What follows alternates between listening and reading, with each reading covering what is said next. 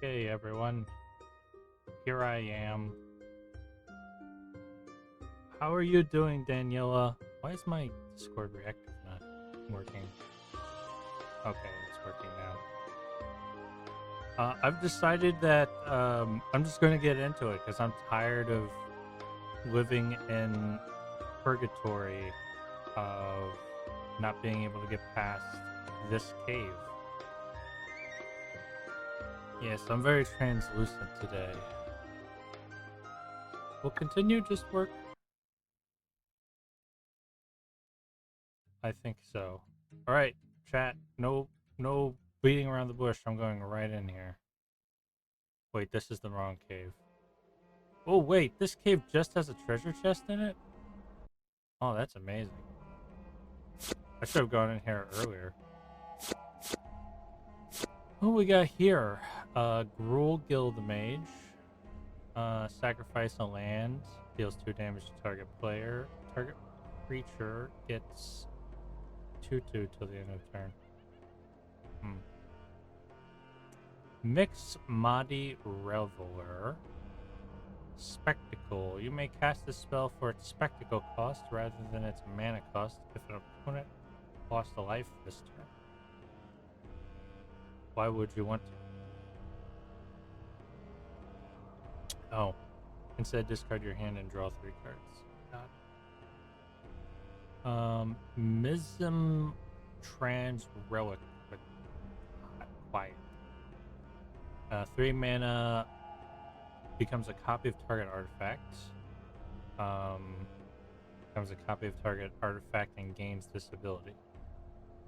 Oh, so it can just keep getting... It can just start copying multiple artifacts, or maybe even the same artifact multiple times. Maybe. I'm not sure how that works. It sounds like a good card, though. Most Wanted. Enchanted creature gets... Do I want this card? That is really not that good. Enchanted creature gets +2/+1. Enchanted creature dies. Create 2 treasure. Ooh. That's not terrible. I don't like its cost. But it could work. It could work. Goblin Trap Finder. Goblin Trap Finder dies. Seek a creature card with 3 mana or less. That card perpetually gains haste. This spell costs 1 less to cast, and at the beginning of your in-step sacrifice this creature. Mere Galvanizer. Other mere creatures you control gain +1/+1. Untap other mere creature you control. I'm not doing anything with mirrors. Goblin Trap Finder could be good. So let's get out of this place.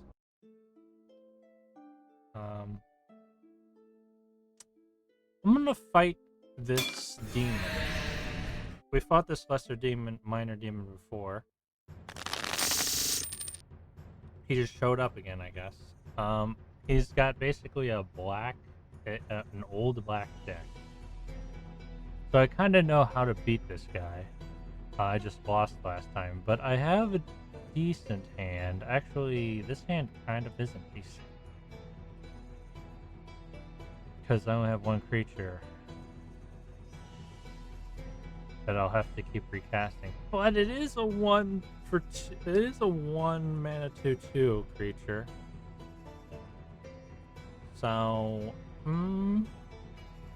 no, it's not a good hand, really.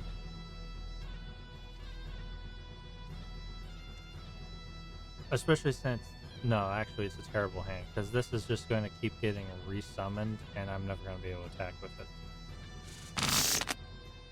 Alright. 2 mana. Okay, this works.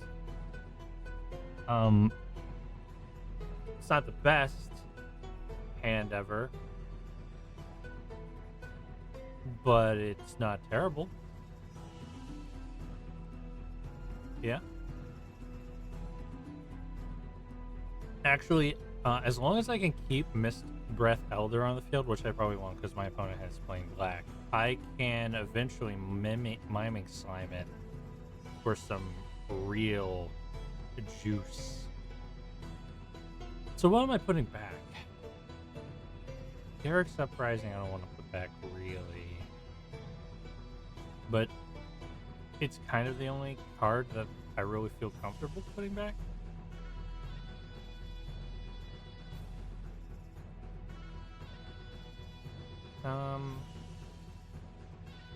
I'll put back Epotricite.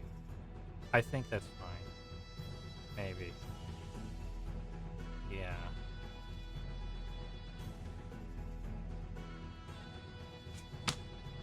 Alright. He turn 1 Soul Net. You gain 1 life every time a creature is destroyed, unless it is been regenerated. He does have to tap that for mana, though. Well, he doesn't have to tap it, but he has to spend mana to get its effect. You only gain 1 life for each time a creature dies, too, so it's not that great. Am I at least... Yeah, being a ghost is fine. That's what I want.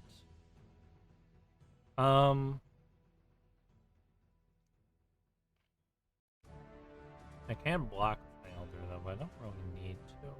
But I have nothing else to play except that, so I might as well.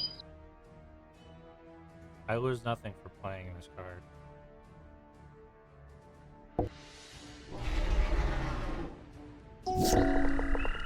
Nether Shadow. Okay.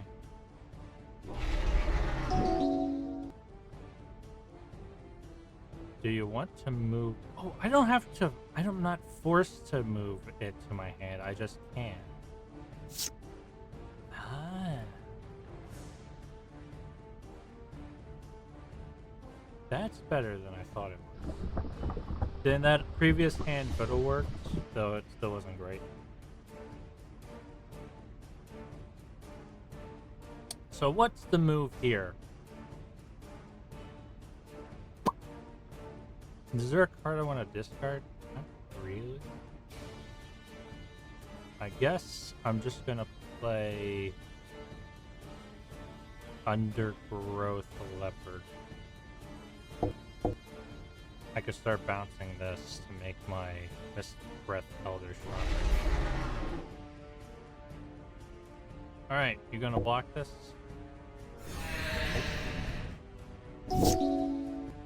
He has a second Nether Shadow.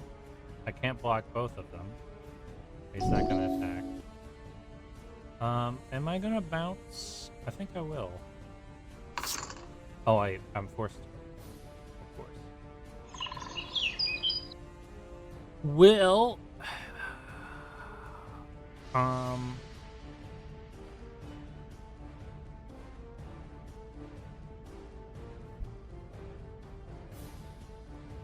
I'm gonna play Garrick's Uprising now, I think. No, not yet. I'm just gonna throw down this leopard a second time. Alright. And attack again.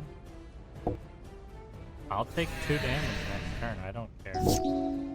Terrors? Yeah, I thought so. Well, there goes that strategy. Still didn't come and attack me, though.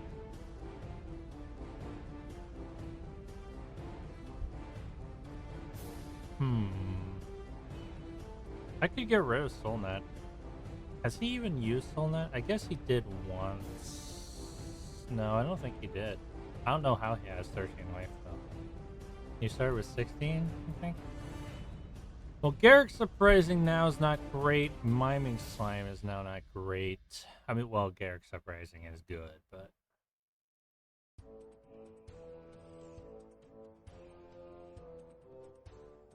I'm going to move out of the wasteland soon into greener pastures, one might say. I'm gonna Tormenting Voice, I think. Away the miming.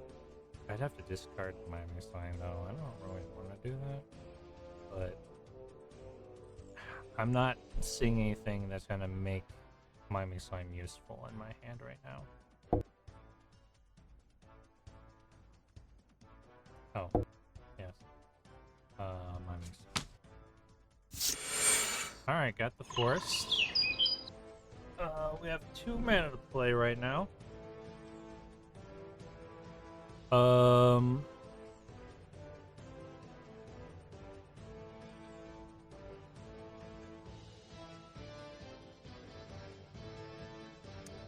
think I'm going to Primal Might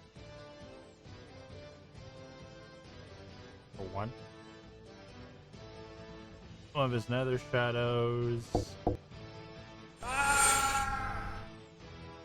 And then swing in. I have Vigilance. He's down to 10. He could swing back and do 1 damage to me. Oh no, he can't. I have Vigilance. Erg Raiders, though, is a problem. Soul Net. Is that a second Soul Net? It is. Troll Hide is good, though. I can follow Troll Hide up with Kirk's Uprising next turn.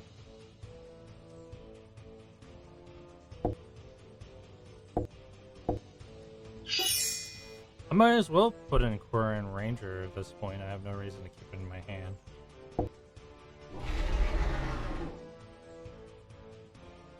Do I defend? No, I don't think I do. Even if he double blocks, he can't defeat my leopard. So he's down to 6. This is the point at which he needs to start playing some strong cards. That's not the solution. So I suppose he could find a way to kill my Undergrowth Leopard. He must have a solution to kill my Undergrowth Leopard, right? That being said, do I really need Quirion Ranger right now? Not really. So I'm just gonna block. Can you make it unblockable? You can't. He healed off of that. He was just doing that attack to heal. I should have blocked with my bro over here. Well, that being the case, I could go Garrick's Uprising right now, draw a card, and give myself Trample. Seems like a good move. Or I could start eating his lands, which is also a pretty good move.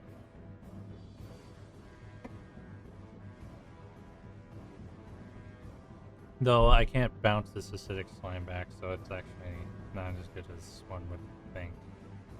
Better conserve it for when a bad moon comes down. So, auto, Garrick's Uprising, draw a card. Skyway Sniper's not great, but hey, it's something. And I can play it. Alright. I think attacking in is not a bad idea. Maybe I should have saved, kept Skyway Sniper in my hand, but okay. What do you got? Not even gonna attack, huh? Nether Shadow.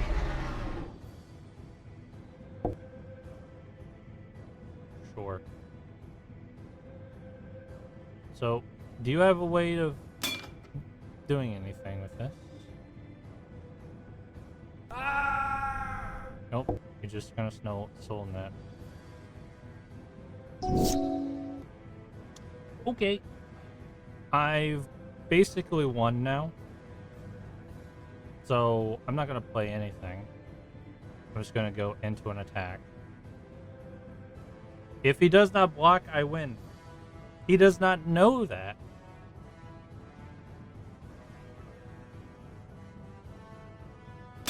He does choose to block, though. I won't win, but I'll get him down to 1.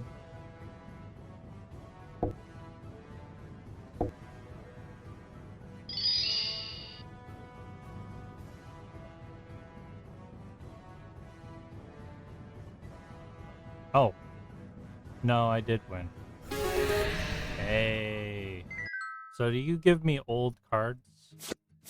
You do. These are all decent, I think. What's that? As a 1 and 2 black to play flying, and I must pay 2 black each turn or it's destroyed. For a 3/3 flyer, I think that's still good. That's a lot of money you gave me. And 2 black knights. Black knights are just good. I would prefer more old cards, but this was acceptable. Alright. Time to fight this guy again. I've lost to him twice. Let's see, does my hand suck? My hand's okay. I can play something immediately. Eventually throw in a Thrashing Brontodon. Druid's Deliverance can save me some life. Yeah, sure. Did he play anything turn 1? Sure does. Better than what I got, too.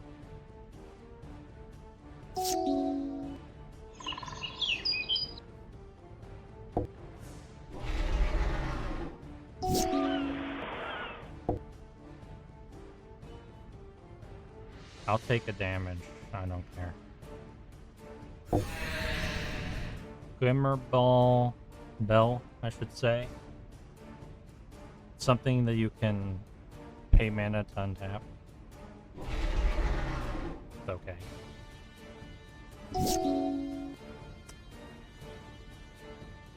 Forest.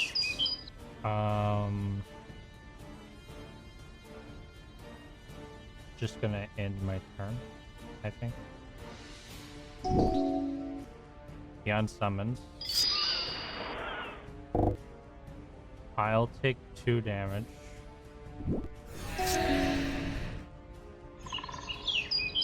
Okay. Thrashing Brontodon. That's a bit better. Does he have a solution to this? My opponent always seems to have lands. You're just attacking with that? Okay. And then, yeah, you do that. Cool. Wait. Oh, it has flying, of course. Whatever. Another Glimmer Ball. Okay, we have a little bit of a problem now.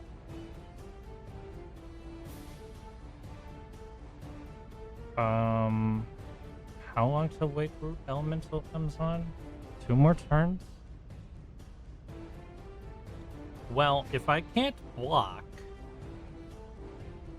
I guess I might as well start attacking. I'll use this Druid's Deliverance next turn, probably.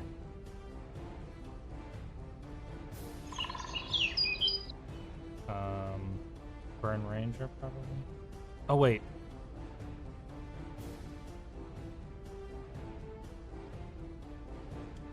Trying to nick those next turn's probably a good idea. Maybe.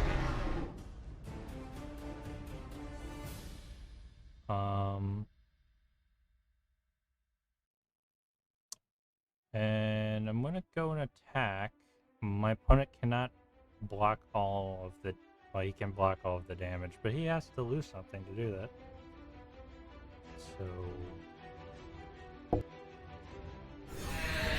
he just chooses to take it. What do you have, my opponent? Got it. Druid's Deliverance.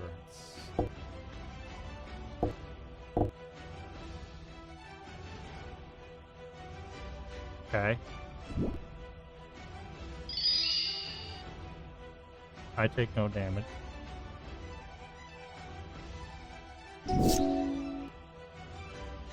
He only has one thing up to block with now.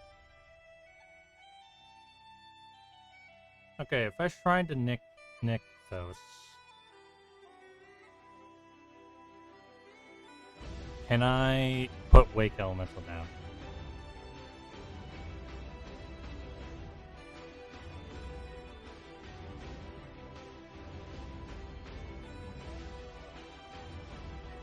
No. I need one more mana. I can't do it.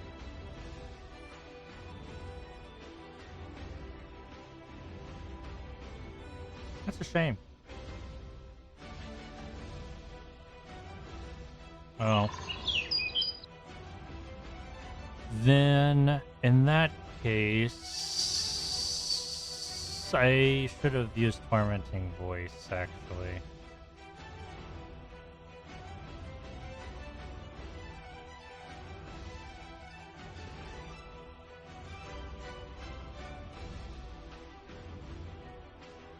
Yeah, I would have cost Nyxos Shrine to Nyx, which some people would think is crazy, but it's better than not really being able to do much, which is my current situation.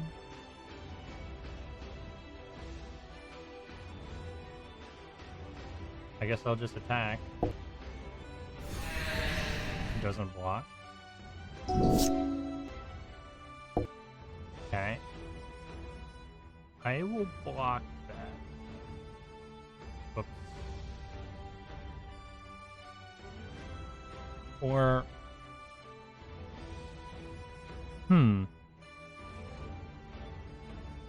What if I was to... No. I gotta get Wake Root Elemental down. It's just a necessity. I'd like to return a force to my hand and block with this because it would destroy his creature, but it's just better that I don't. I'll take the 1 damage. Water Servant Elemental. He can change his stats around.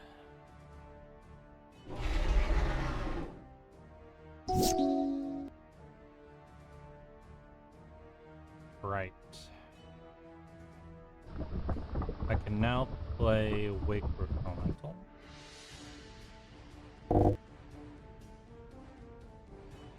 Subtlety. Got it.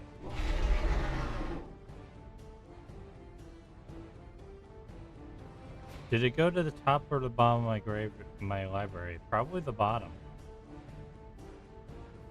I fucking hate playing against blue.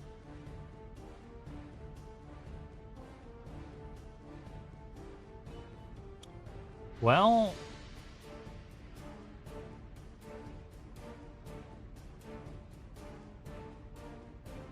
Thrashing Brontodon and Water Servant bounce each other now. So attacking won't help. And he returned Thrashing Brontodon to my hand. I can't beat this guy.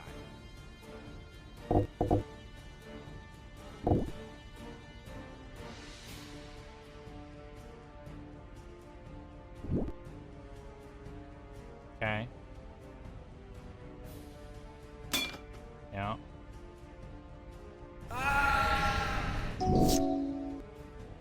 Okay, I did get Wake Root Elemental back, but I don't think it matters at this point. If I play 2 creatures next turn, I guess I can survive another turn with blockers.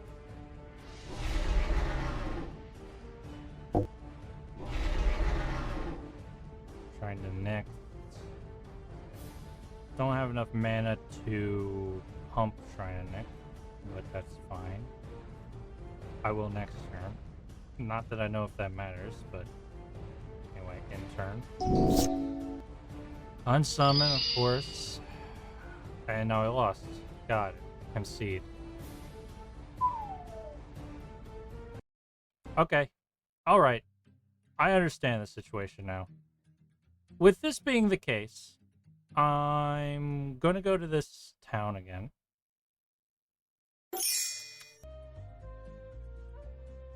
And I am going to... I'm not gonna abandon the quest.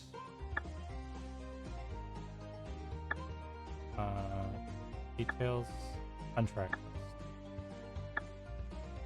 I will not track these quests. I'm leaving. I can't win, and I'm not gonna try anymore. One thing I do want to do is see if I can get another good land.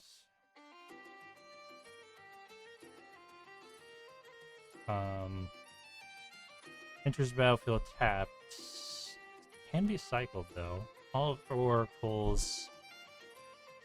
Add 1 mana of any color. So this is a filter land. Put a 1/1 counter on target creature. Activate only as a sorcery, and only if you cast an instant or sorcery spell this turn. Restless Bivouac.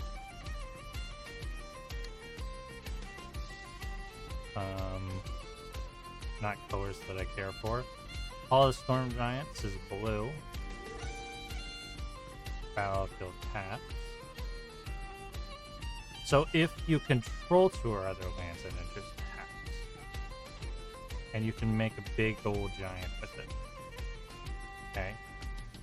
Morden's Core. Add 1 to your mana pool, put a charge counter, remove a charge counter. I can do funny things with that card. Not right now, but eventually. Seagate as a... It enters, choose a color other than blue. 1 blue mana or the chosen color. Oh. Tranquil Garden doesn't untap. And the ranch isn't really worth it. So, got it. I don't have enough money for those. I'm just gonna see if I can make some money real quick.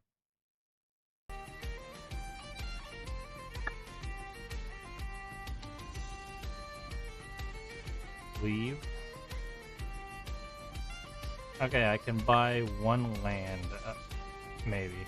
Also, did all the shops change? All of the shops have changed in this town.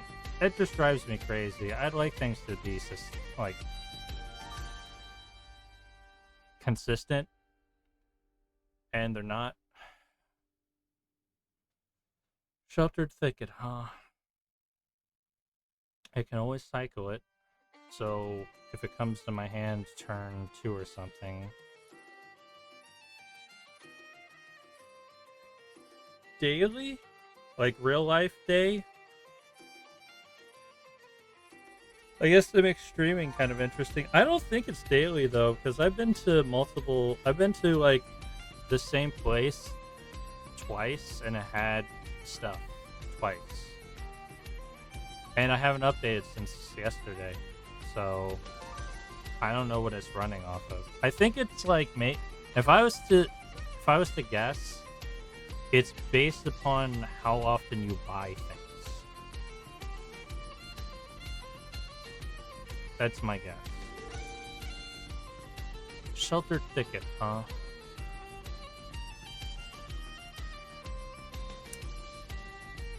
I could replace one of my tap lands with this one. It's a better tap land than what I have. Only mildly better. Or I could get 2 from down here. Which I don't really want to.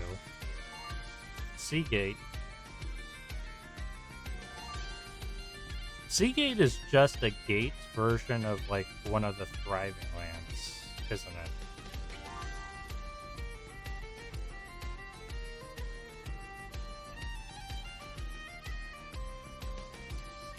I mean, I guess I'll go with Shelter Thicket.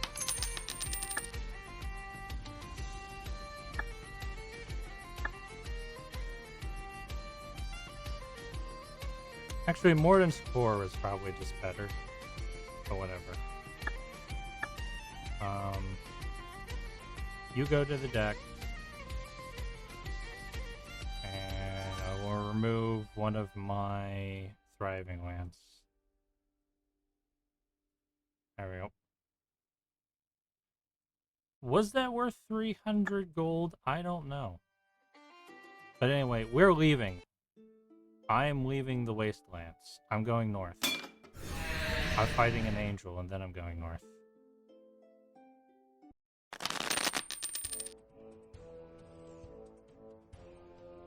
I'll play. Okay. This is fine. I have 2 1-drops in my hand. And a 2-drop. And one's a dork. Got it. Keep. First thing you do, put a force down. So what am I going to play? I could ramp. But I'm not going to ramp into anything of value right now. Though I could draw a 3-drop. So, or I could commune with dinosaurs. I do have a dinosaur already in my hand, so the chances of me getting a dinosaur is low, and I'm basically just going to find a land. I'll leave that in my hand. Let's go with the dork. And maybe I'll draw into a 3-drop. Speaker of Heavens. This is a good card. Vigilance, lifelink, create a 4 white angel creature token with flying. Activate only if you have at least 7 more life than your starting total. Not the best card on turn 1, but I mean it is a 1-drop after all. So. I did not draw into anything that I could use my dork on. So instead, I will play Silhan, whatever, Wayfinder. Silhana. Also, hello, Mint. How are you doing? Let's see. I guess I'm going to add a mountain to the top of my deck. So I will draw into something so I can throw down Ornery Dilophosaur next turn. Let's see here.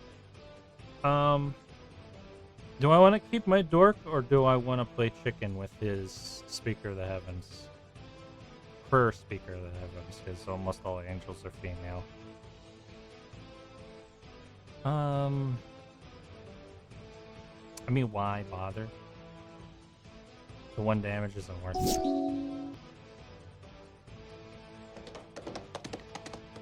Mistville Plains comes untapped. Put target card from your graveyard on the top of your library. Play this ability only if you control 2 or more white permanents. That's a good card. They choose to do nothing further. I'm throwing down my Dilophosaurs. Right? That's the best choice here, right? I think. Yeah. Yeah. And then I'm gonna swing in Silhan. Am I gonna swing in Silhan? I want to ultimately get Overcoat Earthsign down. What is the best way to do that? If I have... I could get it down in 2 more turns. But if I lose Silhan Wayfinder, I cannot. Unless I get a new land in my draw. So actually, But is he going to defend against 2 damage? Let's find out. Nope. for me. Do you have anything to play with 2 mana? A second Mistfell Plains. Jeez. Alright. Okay. I can Song of Freylas and put down Quarren Ranger. Tap. Okay. Song of Freylas. Tap. Tap. Okay.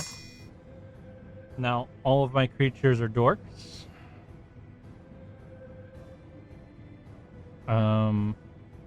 Can't throw down Overcoat Ursign yet.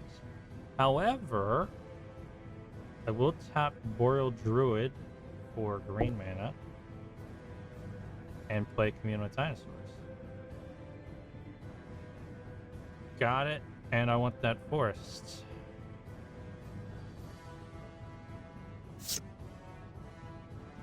I don't care.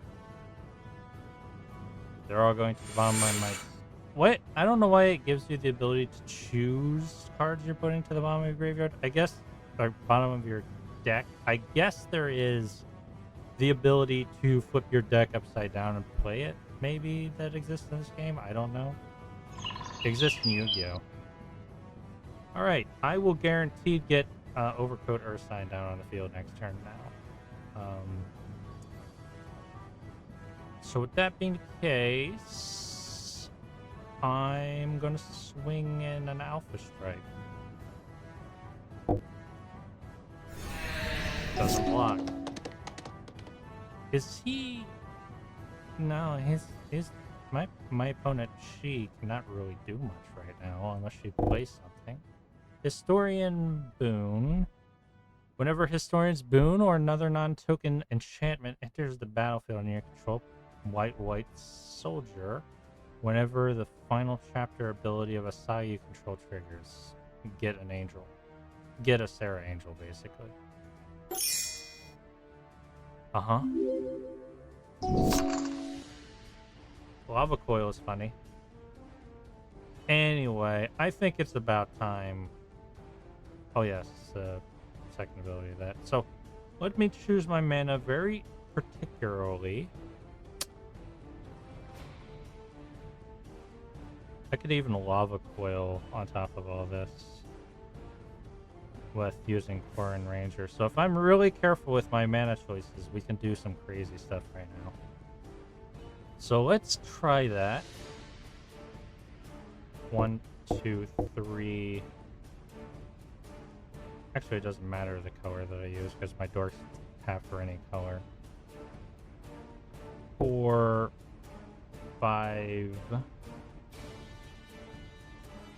Doesn't matter the color. 6. Doesn't matter the color. Green. First sign Overcoat.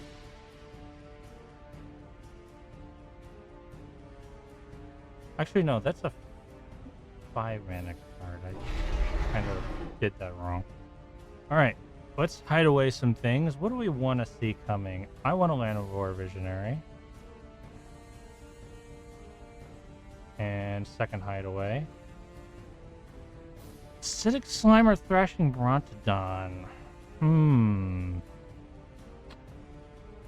Thinking the Thrashing Brontodon. And now, can I Lava Coil his face? No, I cannot. But I will Lava Coil one of his creatures.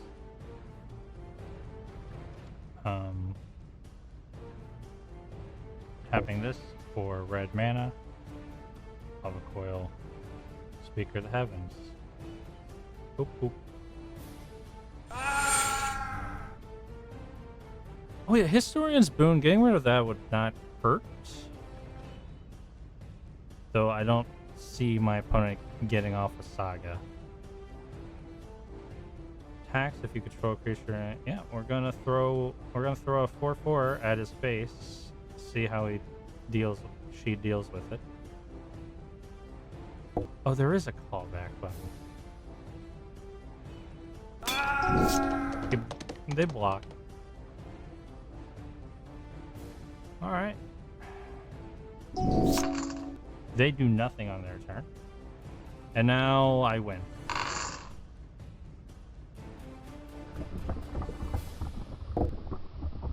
Angelic Ascension. Oh, my Earth sign? Exile? You... Doesn't matter, really. I still win. But it's a dick move anyway.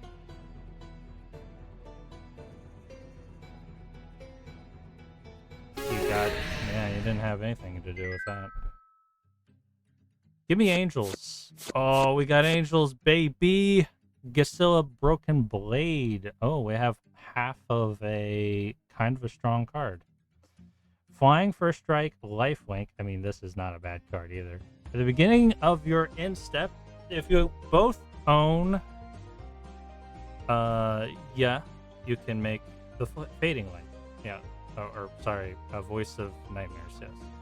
Herald of War is also good. Though it's more preferable in a mono color deck. Though you can easily make it. Oh, Miku!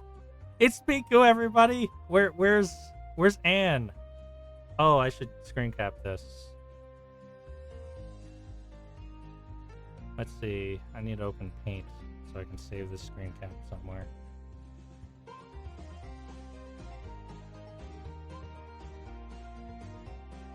Oh, this was a great enemy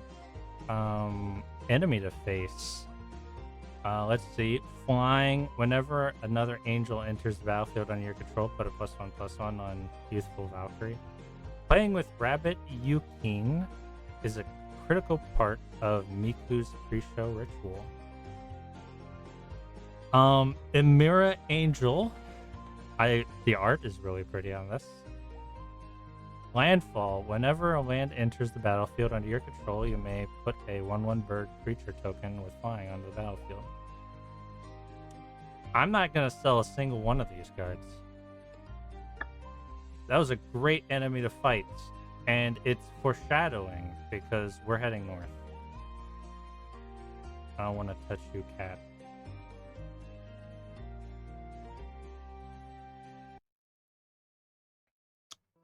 We're gonna pivot to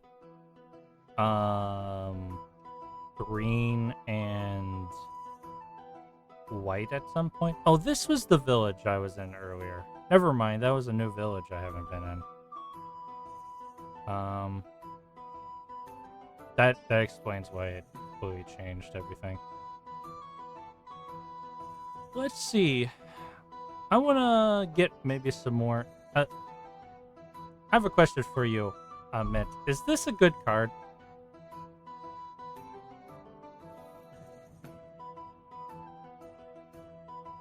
Actually, it's only 5 gold, so I kind of don't care if it's a good card or not. Yeah. In fact, I have a better card in my deck, arguably. But she is really pretty, so I'm buying her anyway. Alright. All new elves. Not Fine Mystic. Gives you... I don't know what that color combo is, though it really does ramp hard. But I don't know what that color combo is. A Telegi Outrider, protection from artifacts. Wern's Run Vanquisher is a card that goes into $5 commander decks. As additional costs, reveal an elf card from your hand or pay 3. It's a Death Touch 3/3. Actually, it's really not bad in an elf deck. A 3/3 Death Touch for only 2 if you have an elf in your hand. That's not terrible. Which is why it goes into budget commander decks. Aether Herder, yeah, you get stuff. It's not great. Inner Struggle. Target creature deals damage to itself equal to its power. Okay. Tajuran Beastmaster rally whenever Tajuran Taijuro Taijuro Beastmaster or another ally enter the battlefield under your control. Creatures you control get +1/+1 to the end of turn. Oh, that's a good card. I know that it's a good card. Whenever you play an elf spell, you may put a 1/1 green elf creature token in play. This is your. They're 50 gold for this. 50 gold for this. You play elves, you get more elves. I mean, it is kind of expensive, but it's you're pumping out elves.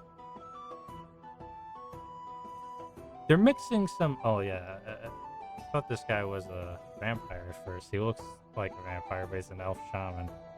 Creatures your opponent control with power less than Baratil's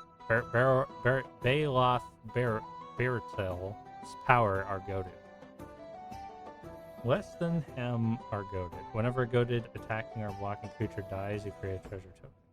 Wow, it's a goaded card, a card that does goading that actually doesn't suck outside of Commander, because you just force your opponent to give you treasure tokens. If you have a high enough power on this guy, which not easy to do. Let's see here. I can sell some stuff that I'm just not using.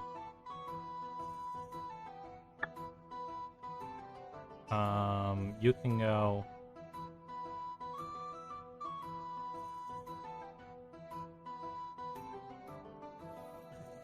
Yep.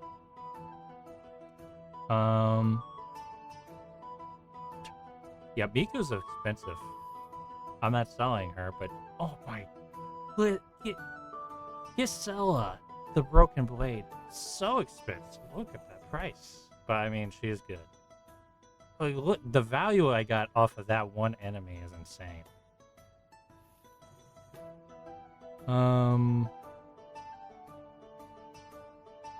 Let's see. 2 Dark Knights. Do I need 2 Dark Knights? I don't know. I want to get rid of 2 Dark Knights. Sell shards, you said. I have to get shards to sell shards. I mean, I have a few, but should I sell Craterhoof Behemoth? No. That would be kind of a mistake. Crowd's favor is just... I'm not favoring it. I'm just doing this to get that one elf card, honestly. Nothing else in that really stood out to me. I mean, this is good, and this is good. Actually, I kind of want Wern Run's Vanquisher now that I think about it.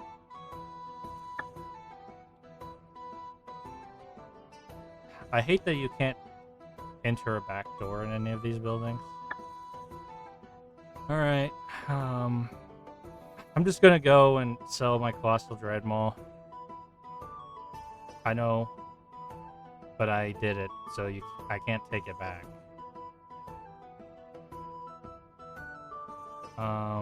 Experiment 1, I'm gonna sell. Actually, what does Experiment 1 do? Regenerate. Remove 2 counters. It's a 1-drop. I wish I could see Experiment 1. Is Experiment 1 a... Why doesn't it have parts? What does Experiment 1 actually look like?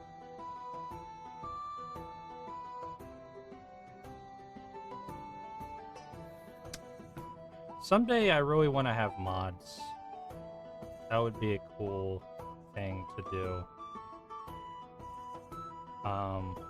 I should make one of my stretch goals that the mods that I already have do their jobs. So like once I get to like 100 followers, my mods will actually do work.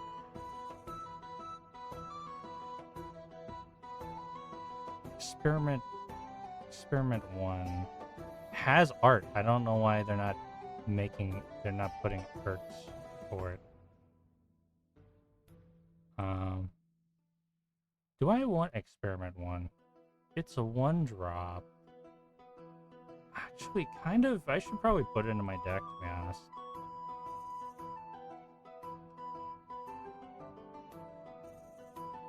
So, not going to sell it, in fact, going to keep it. Gift of Growth, I don't know. The Gnarled Mass, I might sell my Armadon, now that I have that. When I see it. Raising Kelpie. Sacrifice Raising Kelpie, put target card in graveyard to the bottom of its owner's deck. Persist. Selling that. What's this one do? When a creature enters, look at the top 3 cards of your library. You may put one of those cards back in the top of your library, the rest in your graveyard. So you just put 2 in your graveyard. Really? Banned for Racism card? Which card is that? Not this one, right? Invoke Prejudice? Oh. Yeah, but it's a good card, so I'm keeping it.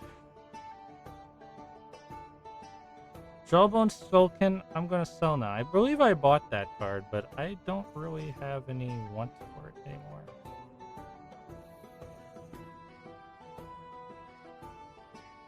How much money do I have now? Not quite enough. Lost Legion, sell. Now I do.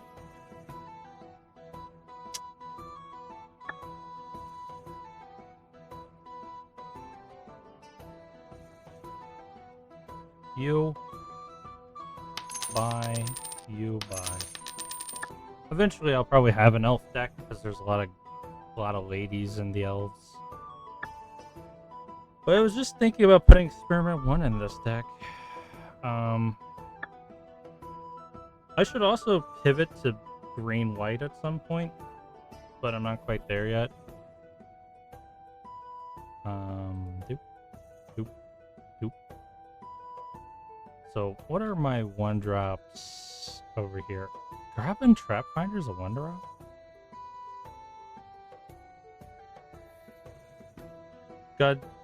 When it dies, seek a creature card with mana 3 or less. That card perpetually gains haste. This card costs 1 less to cast, and at the beginning of your end step, sacrifice this creature.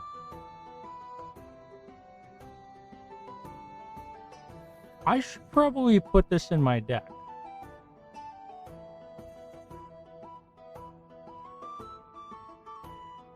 You going in. Add to deck. Add to deck. Also want Runes or Vanquisher in the deck too. Wait, no, I don't. It's not good enough if I don't have an all health deck.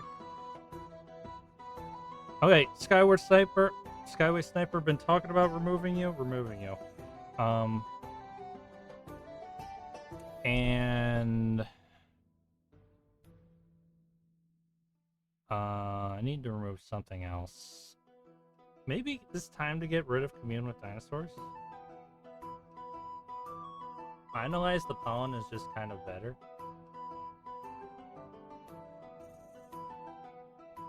I might regret that at some point. I don't know. Because now my mana fixing is not that great, but I've reduced it somewhat. Anyway, it's time to head north. Or immediately go back into this place I just left. I'll hit up any, like, abandoned factories I see on the way, or caves.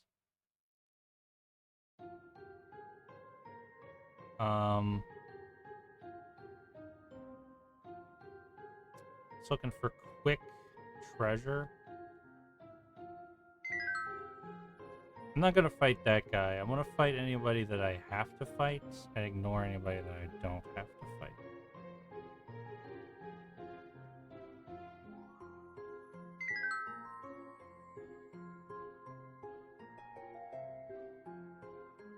some free money.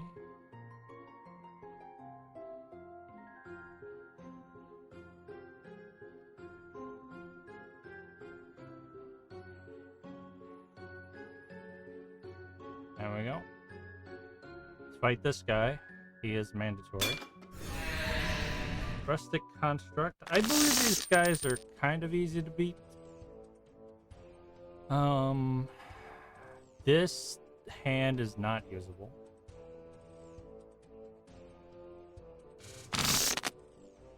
This hand is usable. What am I gonna put back?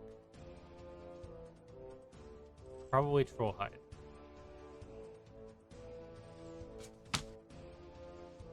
Maybe I didn't need to analyze the pawn, but I like to get to 3 forests as soon as I can. So, keep it. Dark Steel Citadel. It's undestructible land that taps for any color mana. Bonded Constructs. Can't attack alone. Actually, this might be harder than I thought. They were bad back in the video that I was watching, but that guy was playing a really old version of this. I'm sure their decks are better now. So, Experiment 1. I'll be able to make it a 2/2 next turn. Right? Yeah. I think that's the play.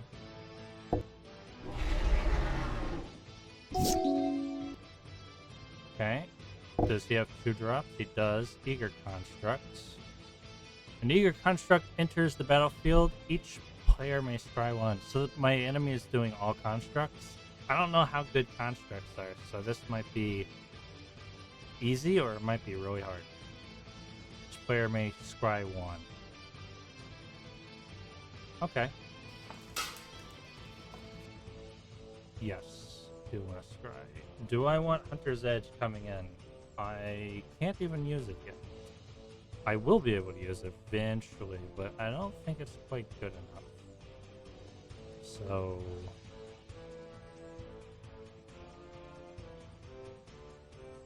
bottom. No, it would let me...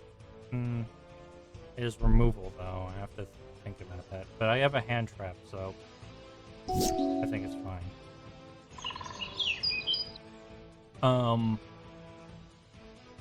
Channel Wayfinder enters. Yeah, resolve that first.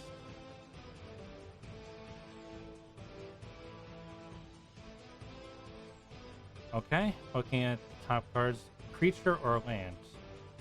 I guess it's gonna be a land. Should I go for a mountain now? I still don't have 3 forests yet. I'll be able to get a mountain later.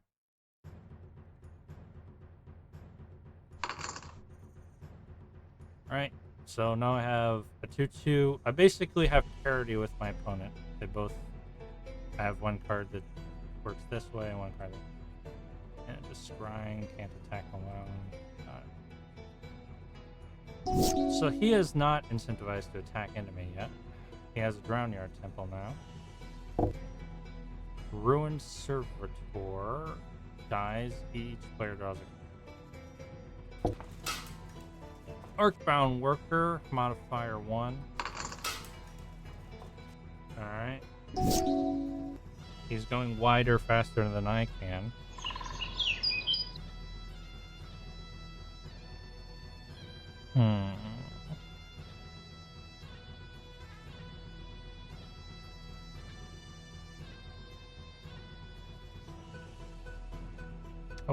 I wonder if I should go...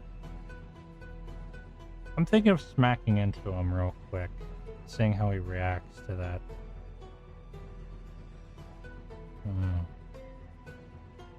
I'll be able to do more damage to him in 1 turn, but I can't sustain that kind of thing.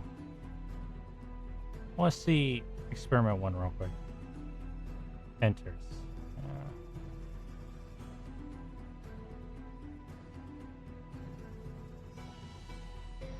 As I'm thinking of attacking in and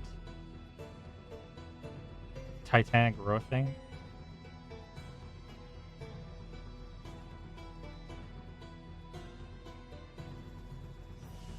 Just to see if he'll block if I attack in.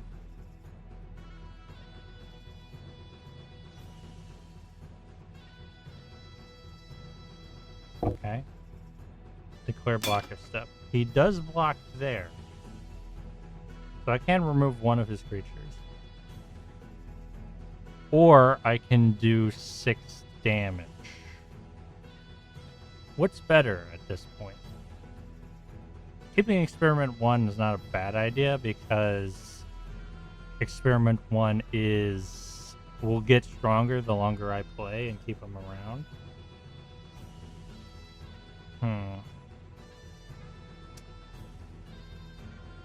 And I'd get to remove one of his creatures. Or I could do 6 damage.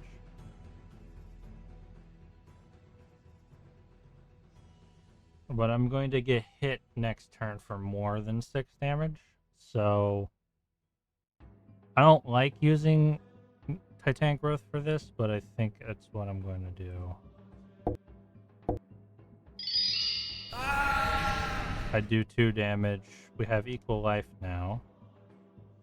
Though he's going to smack me back for 5, isn't he?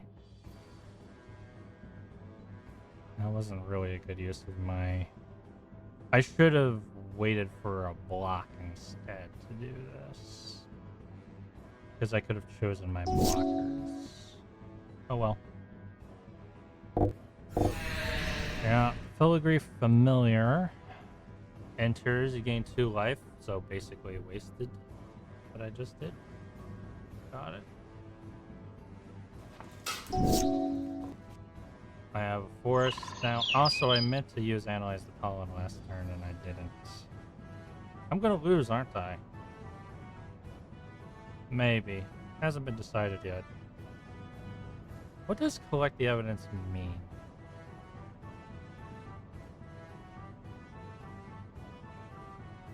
I don't think I can collect evidence. But I'll get a mountain now. Well,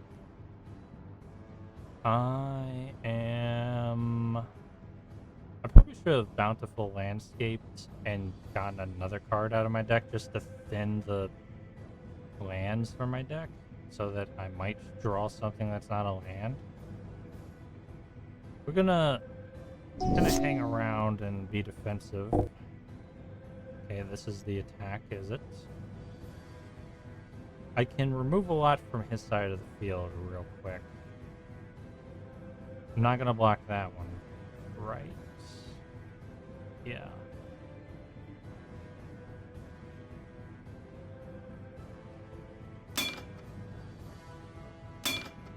Okay. I'm gonna have no creatures. I'm gonna take a little bit of damage. I'll draw a card. It was another land. Hadron Crawler just gives a little bit of mana. Grassman isn't a good card. And here's the Hunter's Edge that I threw away. Somehow back from the bottom of my deck to be useless. I lost. Is my deck just really, really bad?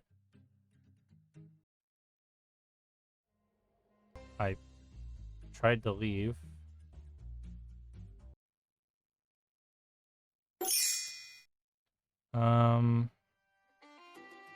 No lands.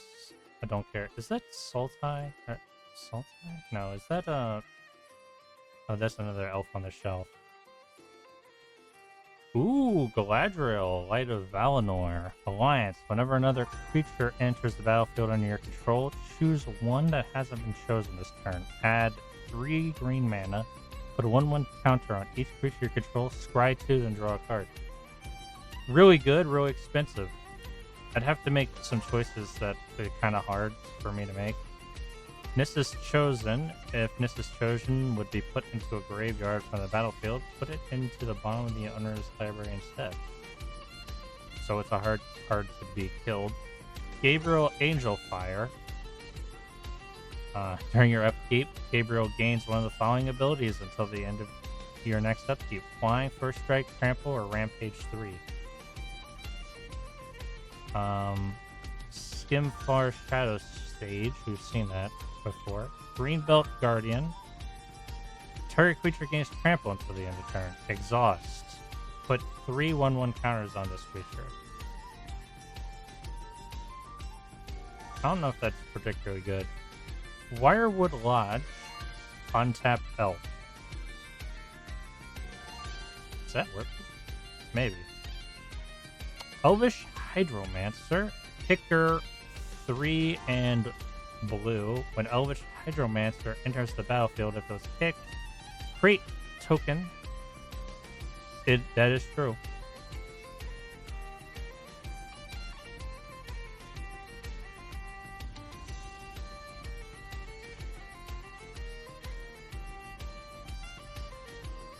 You can only untap the elf once, though. If it untapped any land, then you could do some crazy stuff. Maybe in combination with a couple other cards on the field, you can combo with this. Hydromancer enters the battlefield if kicked. Create a token that's a copy of target creature you control. Okay.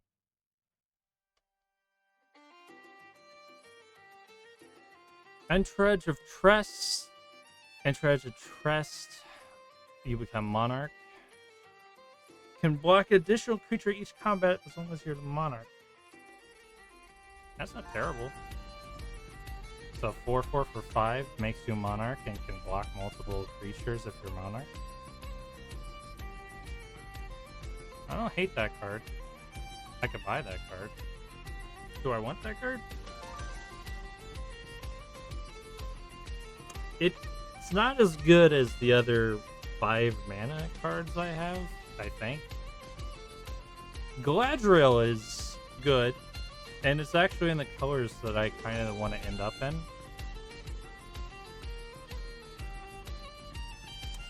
This is a 5 mana card as well. This is a better 5 mana card than Entourage of Trust, but we all know that. It costs 500 gold versus Entourage of Trust. You know, Gabriel Angel Fire is not the worst card from Legends that I've seen. Yeah, it's 7 mana, actually. It's kind of really expensive for 4/4, but you could just make it a flying if you want to. First Strike, Trample, Rampage 3. I don't even remember what Rampage does. Well, I don't have money to buy anything right now. I wonder how effective that method that Mint was mentioning.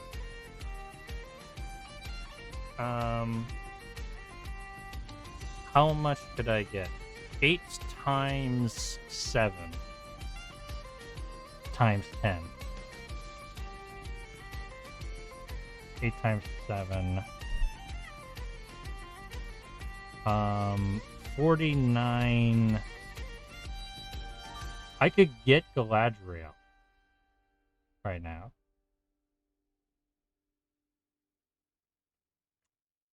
I might just do that.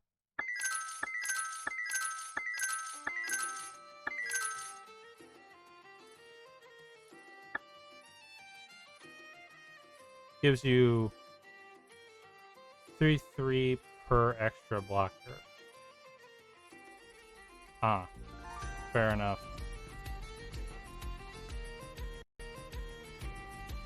I could just sell any random card.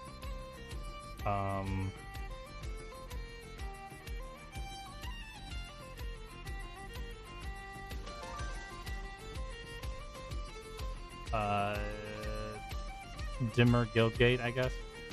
No, I shouldn't. I should never sell lands.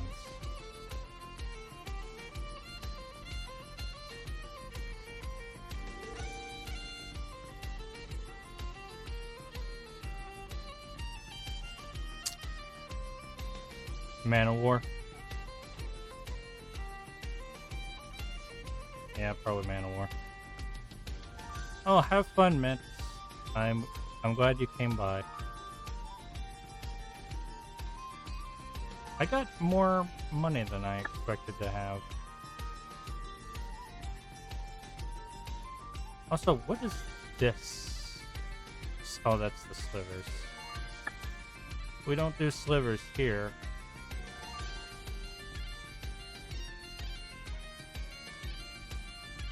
Yeah, Walmart is fun. Well, you love blockers, so of course you like it.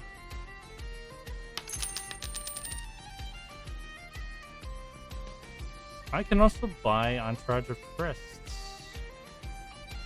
Do I want Entourage of Tryst? I guess I kind of do want Entourage of Tryst, so I'll get it.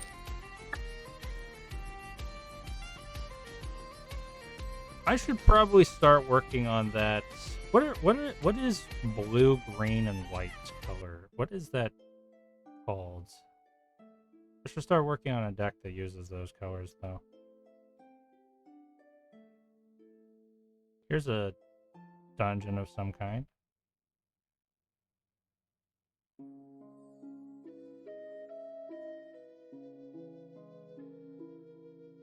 Has a bunch of necroglyphs. And, oh, I've been here before.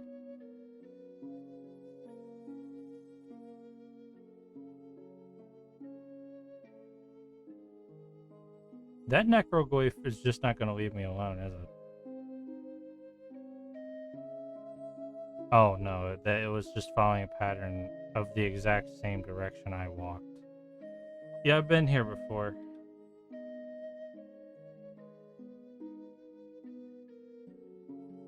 I don't want to be here anymore. So. What is that? Somebody on a flying carpet. Do I want to fight a person on a flying carpet? Sure, what's the worst that can happen? Apprentice Blue. Oh, a blue wizard. Okay. I don't do well against blue, so this may not go well. This hand, though, is okay. Though I can't play Goblin Trap Finder turn 1, unfortunately. I'll accept this hand, though. Oh, I can play Goblin Trap Finder turn 1. Cool.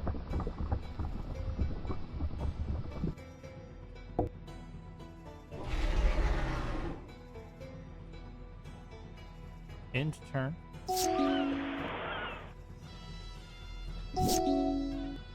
Nothing really happened with my opponent. Browsing Tyrannosaur. Then swing in for 1.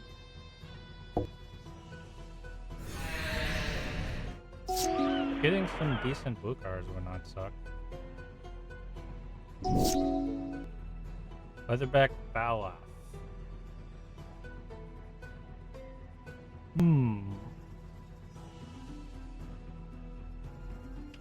Interesting idea. I'm just gonna mime slime right now, though. They counter. And I mill. Thought clap. What all went to my graveyard then? Sorry. City of Brass and a bunch of forests. Well, that sucks. A big one.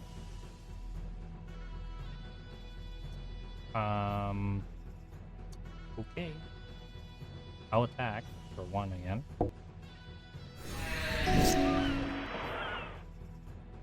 They still don't play anything.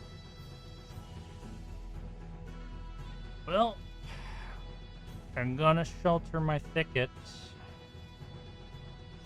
Play as a land. Then I am going to quick attack for 3 or Forbidden Friendship. So we're going wide for a bit.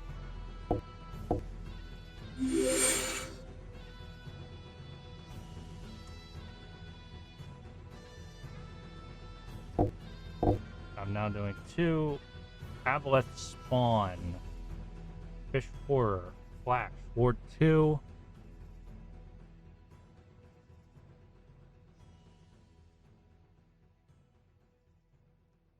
Right. You didn't block with it though. Oh, you did block with it. You probably blocked the wrong one. Because I am now going to seek. So this card costs 1 less to play. And has haste. Not useful right now though. Fair enough.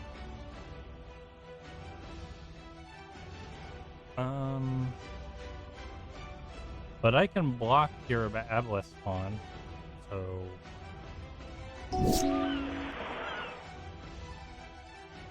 Still didn't play anything. I'm 1 mana away from doing some real effed up stuff to my opponent. I could play Leatherback Baloth right now, but Aboleth Spawn actually is a problem. But I can still get rid of it, I think. I just need to spend an extra 2 mana for it. Which I don't really want to do. Throw down Baloth. Nah, I want to get rid of it. It's not all that hard to get rid of. Right? Yeah, I should do that now. So, Primal Might for 2.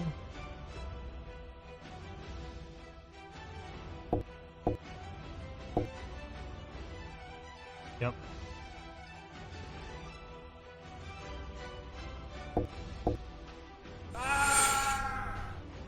Not easy to get rid of that card, but it's now gone. Can't attack with you. Going again for 4 damage, unless you got nothing. Okay. Cold Water Snapper, Hexproof. 4, 5. Alright. I can sort of hard counter it with a couple spells. Though I think Kangula and Yidro just is better.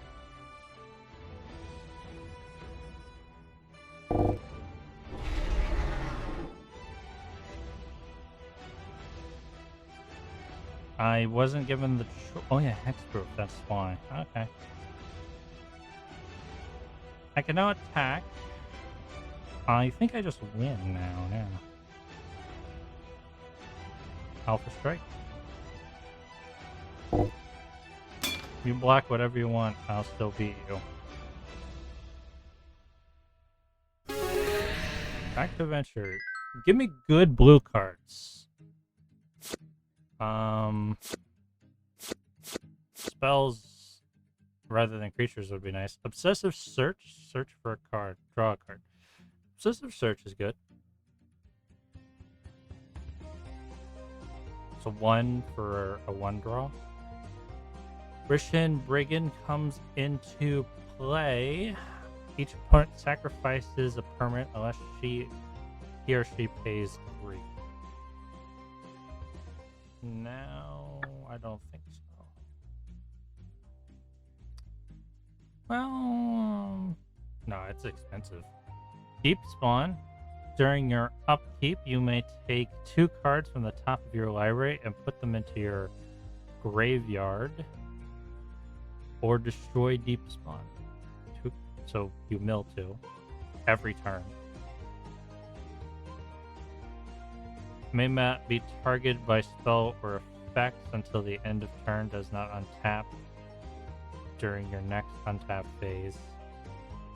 Is untapped. Tap.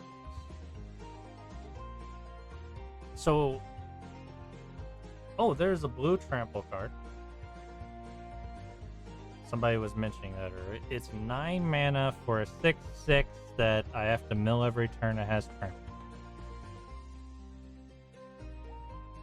And I can spend 1 blue mana to make it hexproof. But it does not untap during its next untap phase.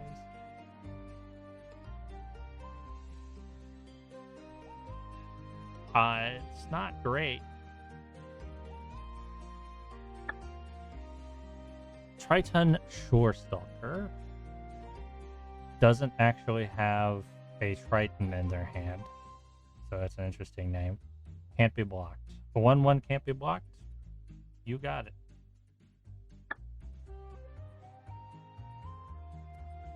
All right, back onto the road.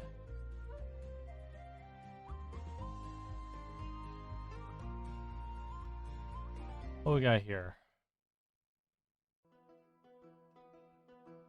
Walmart. That's a construct store, I believe. What's that, though? Adam and Eve's. Is this all humans? Is that the joke? I think that's the joke. No, it's not. I'm not sure. Is it just men and women? Is that the joke?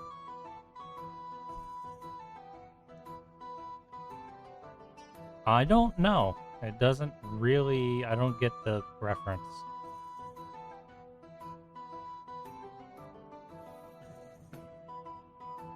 There's a cursed witch.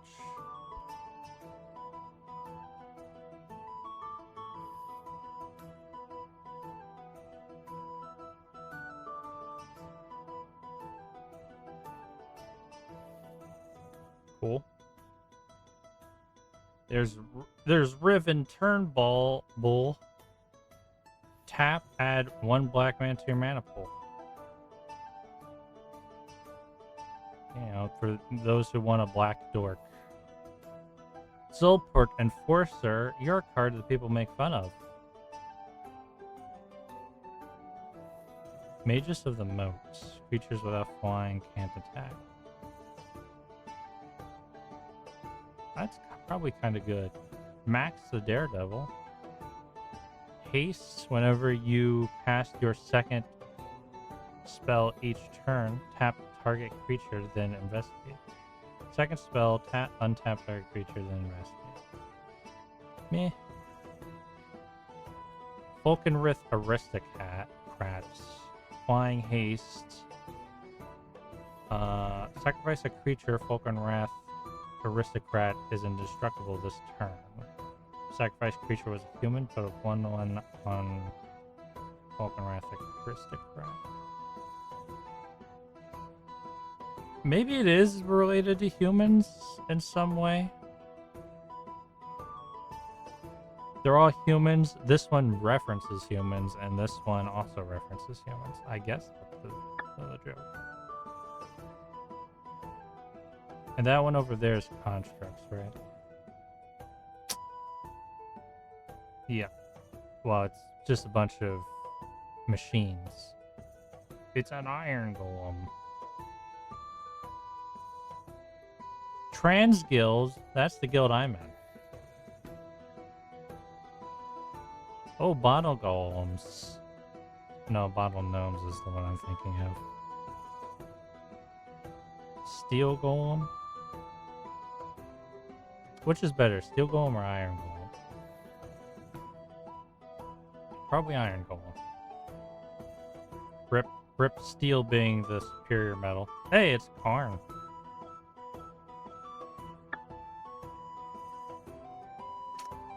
What do we have here for lands? We have a desert.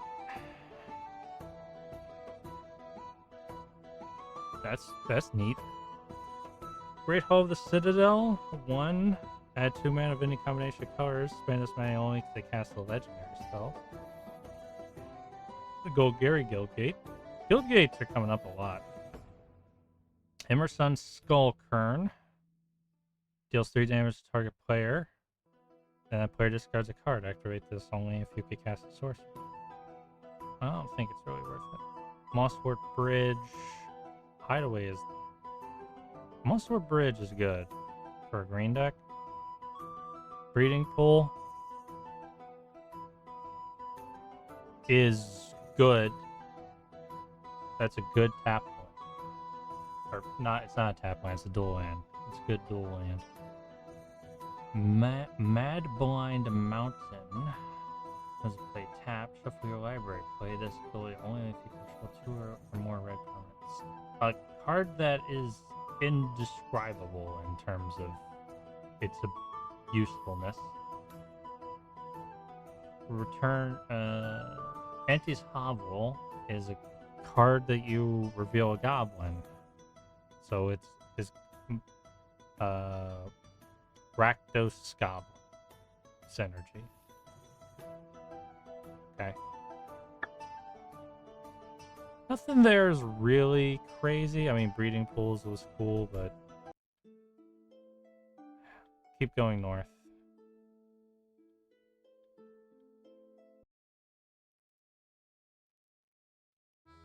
Let's see. Okay, there's some things here that I'm not familiar with. This has an axe on it. Ah, whip spells. Karlov's crossbow. Whenever equipped creature attacks, sacrifice Karlov's crossbow and destroy target creature opponent controls. Equip 1, forecast 0. Reveal it from your hand for the remainder of the game. Spells you cast name Karlov's crossbow cost 1 less to cast. Can you just keep doing that? Zephyr Boots. Sigil of Vigor. Ranger. Sigil of Vigor. Attacks alone.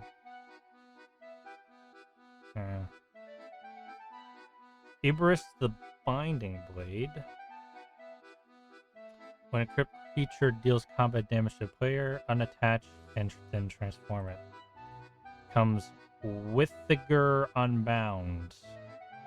Flying, Intimidate, Trample, 13/13. Oh yeah, this is a very good card.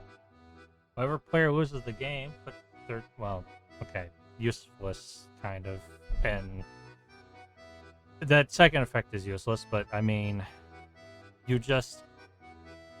if any of your equipped creatures deal damage, it becomes a 13/13 Flying, Intimidate, Trample, which is just pretty good. All right. And this, what do we have here? Ashnod's Artifacts. Doubling cube, double the amount of each type of mana in your mana pool. Is really good. Necron Overlord. Relentless March. X tap. X untapped artifacts you control. Target loses X life. So that's a decent burn in an artifacts deck. Yeah, there's good stuff there. Razor Tide Bridge, Indestructible, Azurus colors. I might just get that. Sisay's Ring. 2 colors mana to your mana pool. Play this ability as a mana source. Really not very good Soul Ring. I'll get that. Is this just a black deck? Like a all black? Font of Agonies. I'm guessing this is just all black. There's a Harpy. Screeching Harpy. Or Generate. Too expensive. Violent Paul. Tribal Instant Fairy. Destroy target non-black creature. Put a 1/1 fairy rogue creature into play with flying. Not terrible. Urge to Feed. 1 with nothing. Oh, that's funny.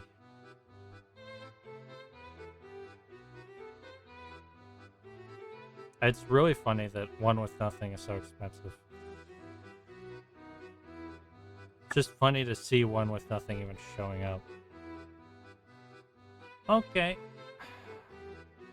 And this is another, there's constructs or machines over there.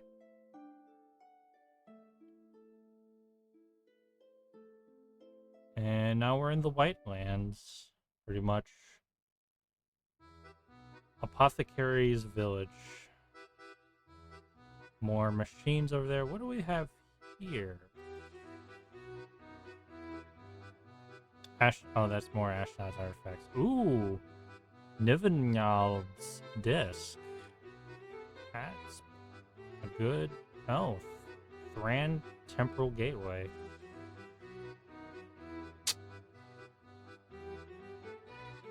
Talisman Creativity. Vexing Bauble.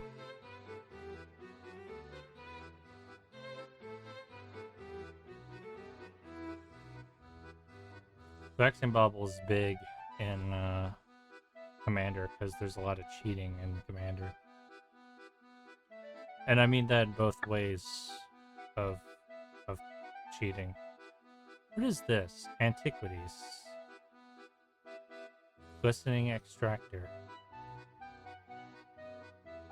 Paragon of Modernity. Oh, Lexicon Warhammer. Bandit's Hall. That's a card that I've used before. Oh yeah, there's another. What are these two crossed blades? Is it like warriors and such? Battle. Oh, more battles. Yeah, that's a battle I've never seen. Battle of Dragon Brothers.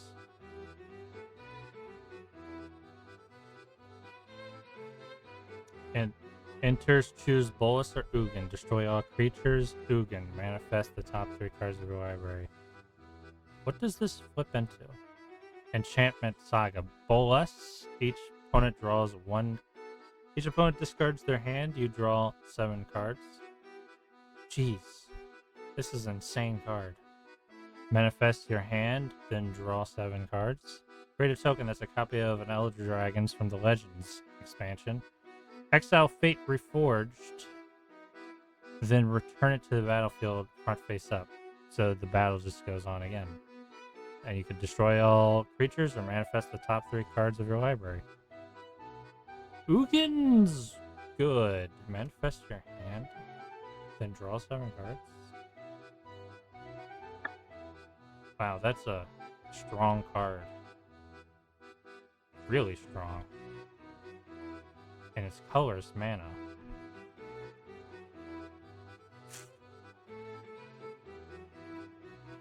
It's kind of a broken card, one could say. 7 mana, though.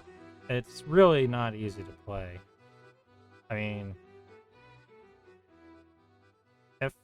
once I have more life, though, I can't just keep buying cards to be like, this will be useful later, though.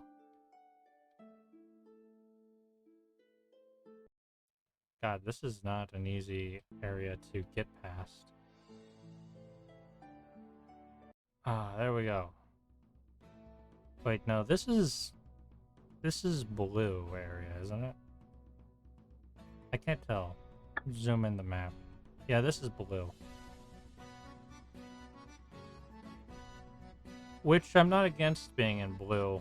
I kind of want to be between blue and white.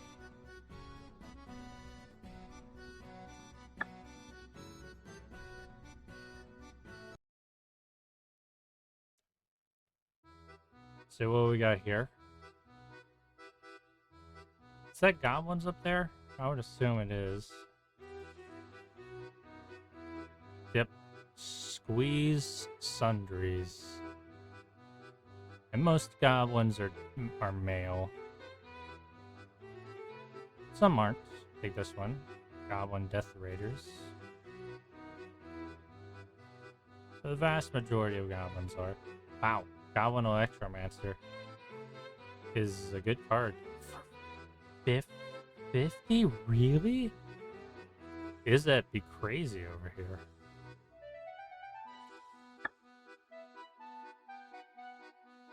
No, what's this? Illuminati symbol. Azurus. Oh. There's you know, you can search up some fairies over here. It's the Dungeon Master. Woo. The Fairies Mage. Agent of Treachery. Katathiki Wars Kataki Wars Wage. All artifacts have at the beginning of your upkeep sacrifice this artifact unless you pay one. Wait. All artifacts. So you just like fighting an artifact deck and you just make their life hell. It's a really good counter to artifact decks. Mountain archers can block creatures with flying, so it has reach. Can block an additional creature this turn. And it's not that great. Dovescape. Whenever a player plays a non-creature card counter that spell, that player puts X white-blue bird creature tokens with flying into play, where X is the spell's converted mana cost. Wow. Also, the Dungeon Master is really expensive. I wonder how good it is.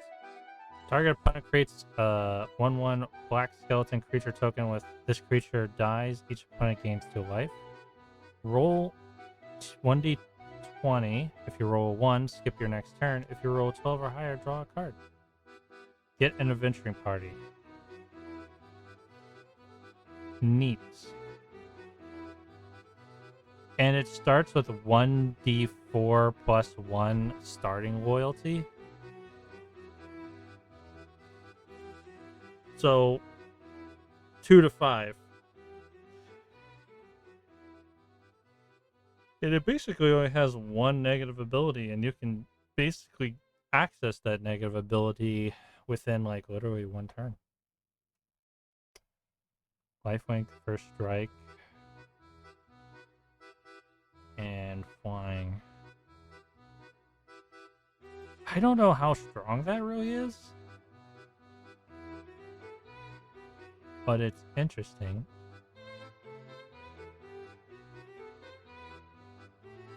The 12 or higher draw a card's not bad.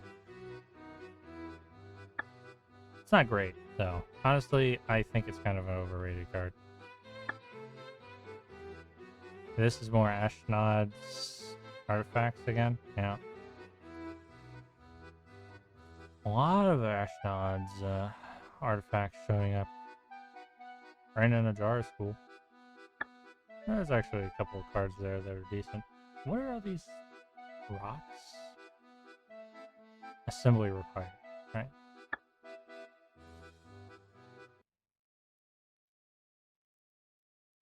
Uh-huh.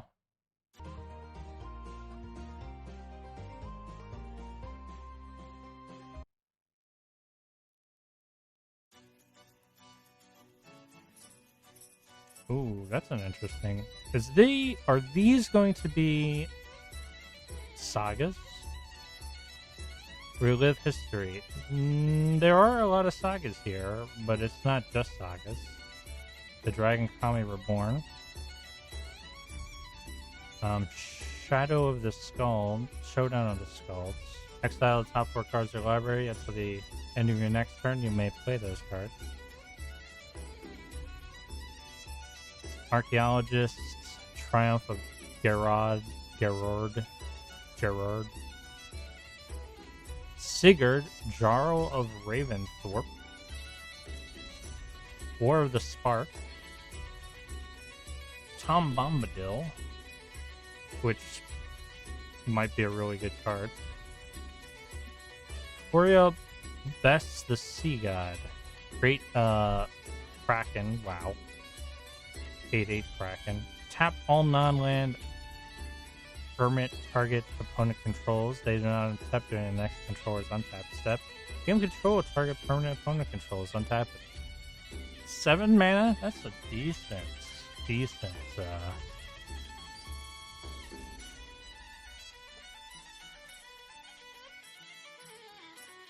Yeah, it's very decent.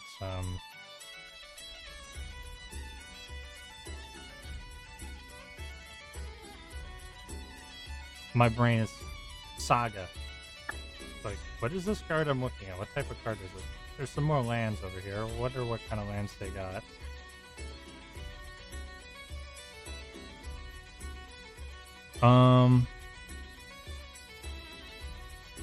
That's an okay Yeah, that's an okay Golgari tap.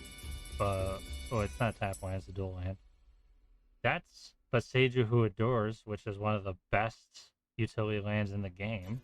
Okay. Pharaoh's Lake, Botanical Sanctum,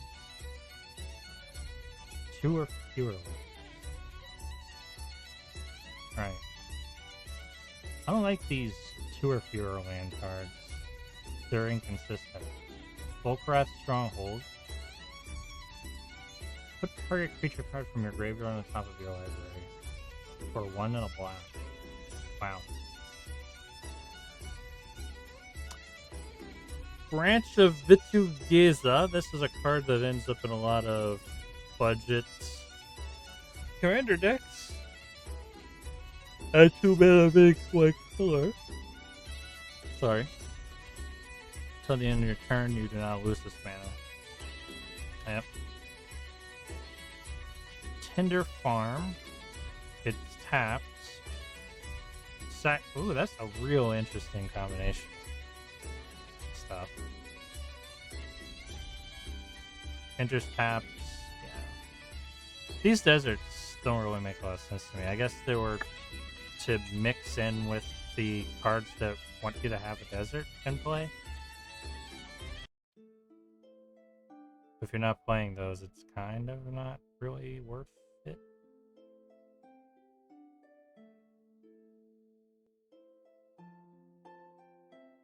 Let me get right up into the white area real quick. There we go. Now let me look on my map. Nearest settlement is all the way over there.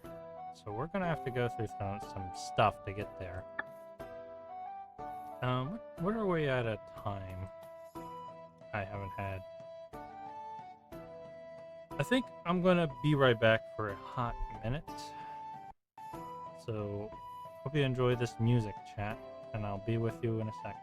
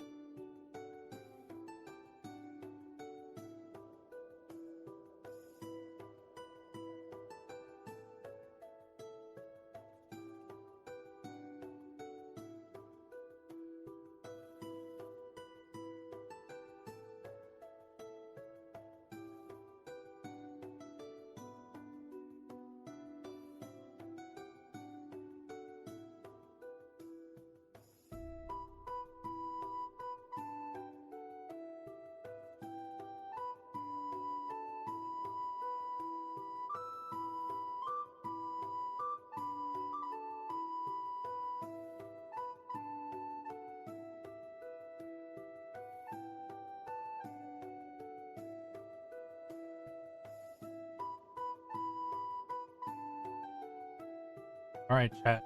Let's rock. I did unmute myself, right? I did. Okay. So, let's head to that town if we can get there.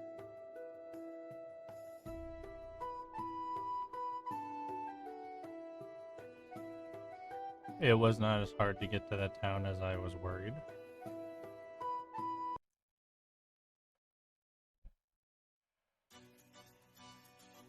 Alright. Look at this place.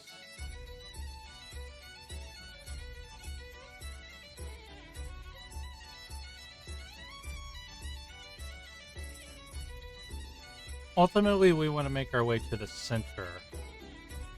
Ah. Regular lands.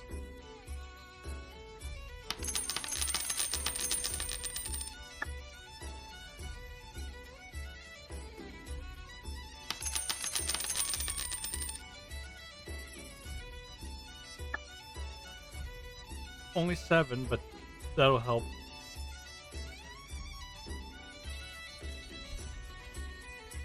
Is that an Angel store? You bet it is. Oh, Angel store is what we've been looking for, everybody.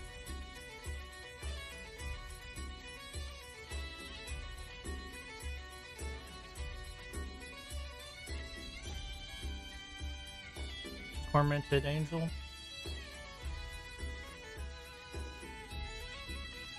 I don't think it's really good. She's pretty.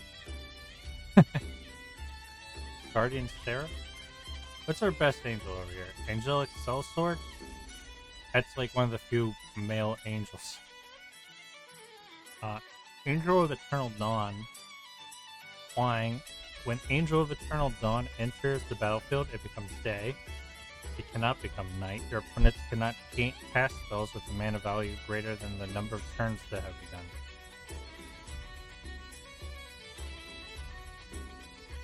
I don't know if that's all that useful. Angelic Arbiter. Flying. Each opponent who casts a spell this turn cannot attack with creatures. Each opponent who attacks with creatures this turn cannot cast spells. That's decent. Man, so many options. I can't really afford anything though. So we need to get out there and get to battling. We can worry about what the rest... Is that spirits? Yep. God's Eye, Gate to the Rikai. Legendary land is put into the graveyard of the play. Put a 1/1 colorless or spirit artifact. Spirit creature into play.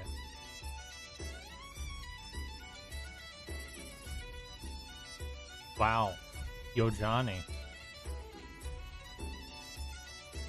Yomiji. I should say. Yomiji. Kitsune Riftwalker. Protection from spirits and from arcane. Friendly Ghosts. Brine Comber. Brinebound Gift.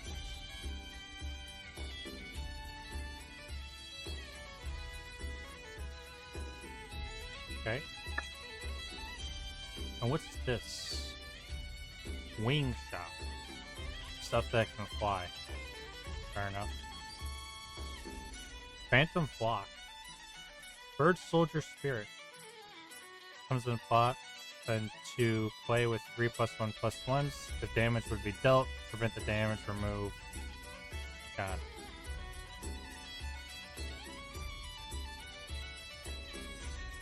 Landravel's Horizon's Witness. Bird Noble. Ice Feather Aven. Foul Watcher. Okay.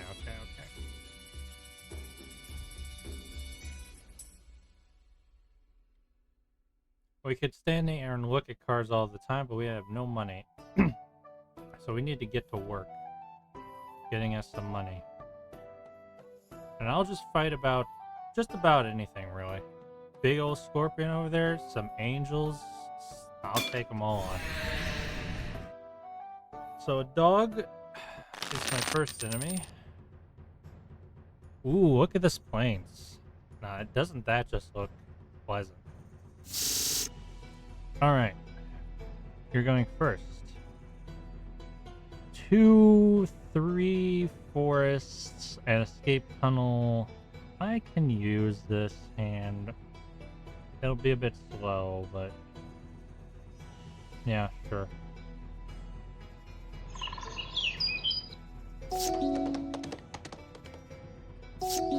Okay. That Goblin Trap Finder is gonna be useless. Oh, 1 second, chat. I forgot something.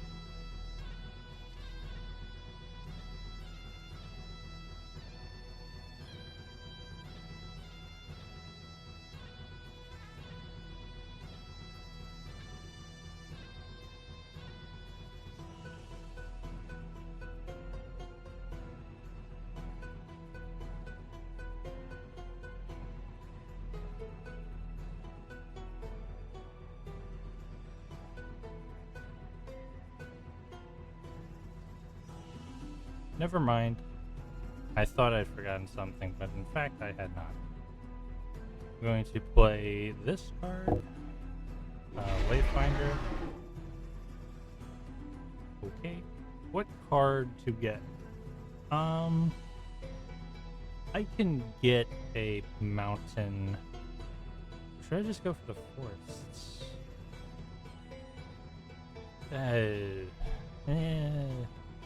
Experiment 1 gives me a creature. Would have been better to play Experiment 1 first. Should I just get a forest? Nah, Experiment 1.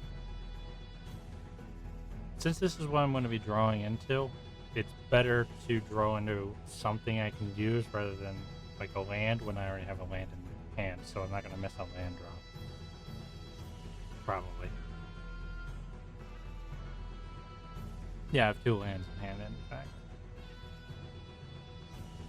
Okay. In turn. They surely have a drop now. Potion of Healing. Enters, draw a card. Sacrifice. Heal yourself. Okay. This battle's gonna take a bit longer. So, I could escape tunnel now and get trapped. Yeah, I should do that.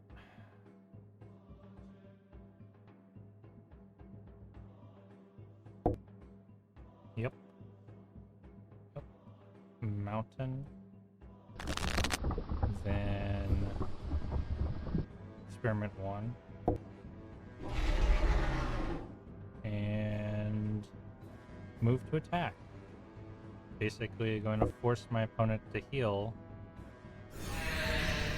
Okay, eventually. They come in with another plane. Surely they have some stuff to play. Airmount Hound of Khanda is a great card. 2/2 for 1. Tarkir Dune Shaper. Activate. They're never going to get around to transform. But it's a 1/2. Dog warrior. Dog on it. Okay, I got Druid's Deliverance to back me up if I ever need that backup. So I can immediately go in and just destroy Hound of Khanda, which isn't a bad idea. I can save that Goblin Trap Finder for a rainy day. Actually, no, they could. Nah, there's still another mana drop. Yeah, they could transform Tarkir Dune Shaper soon. Actually, next turn, even.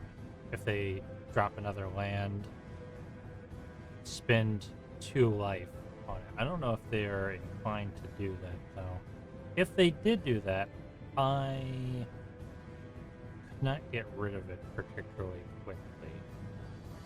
I'm behind 1 mana by giving Evercoat first sign out. That's Hunter's Edge. Either one of these works. But we're going to go with Sullihan Wayfinder. Get rid of the Tarkir. Didn't really want to do that, but now they're in a position where they better block or they're going to take 3 damage. They might still take 3 damage if they... Yep, okay. We trade. Okay, I definitely need to draw something soon. Another potion of healing, they draw again. That's not a land. I needed a land, though. They can't really stop me from attacking them. Ooh, I could troll hide my experiment 1. I think that's what I'm going to do.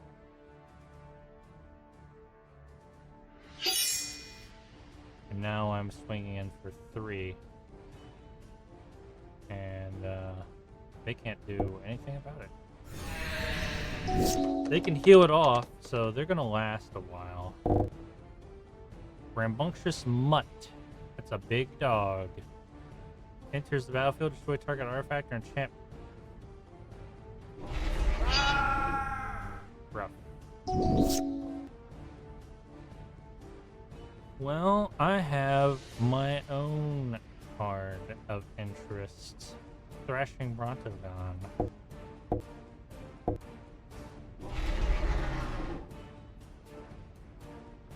Experiment 1 becomes a 2/2 as well because of Thrashing Brontodon.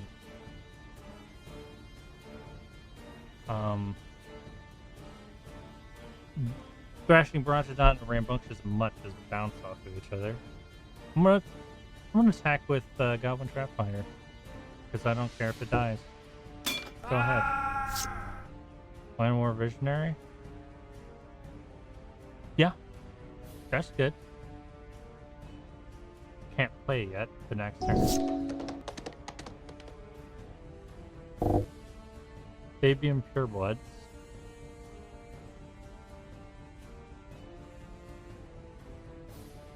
Three, 5.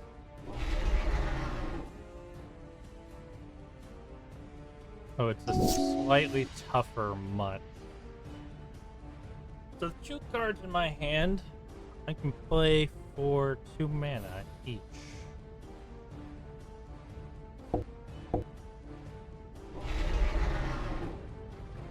Draw a card. Forest. Alright, first sign next turn is coming. This also has haste, which is cool.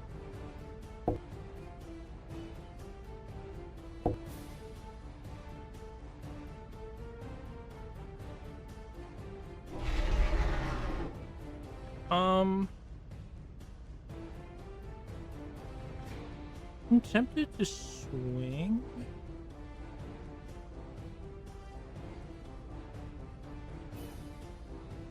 Because Land of War Visionary is going to die this turn anyway. Let's Alpha Strike. Okay. What's your play here? You potion a healing? I'm not gonna let you.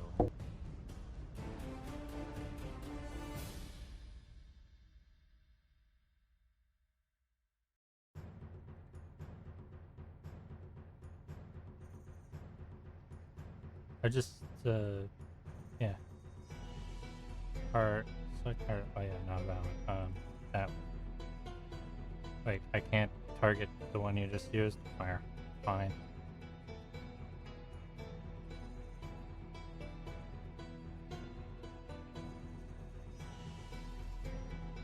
Oh wait. Sacrifice Undergrowth Yes. Okay. You gained the 3 life. And these are your blocks. Those bounce. That kills. I do 2. Got it.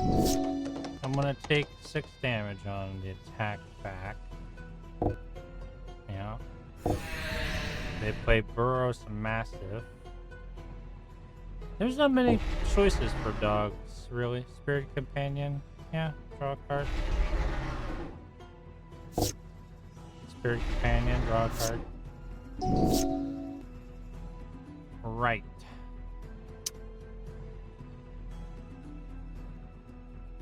But I now have Overcoat Earth Sign.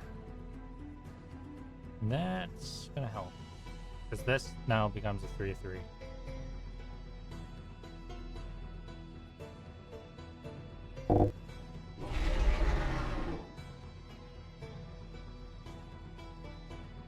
Okay. What do I want? Forest. Out of those 3? Yeah, it's gotta be forest. Out of these 3, I guess a mountainside. There's all the lands I was waiting on.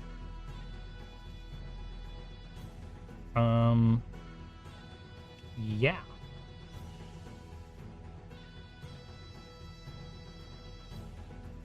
In turn. So, what does my opponent plan to do? He drew quite a lot. Spirit Companion. They're just going wider and wider. Ah, okay. Has Trample. Burnished Dune Stomper. Phyrexian Dog Warrior. They don't do anything with the end of their turn, though. So I'm going to play this. Drowsing Pteranodon.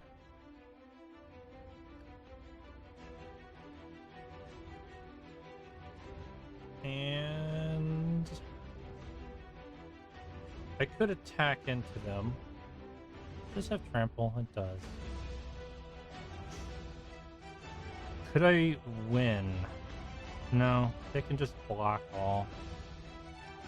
They would need to block both of these. Well, they wouldn't even have to block both.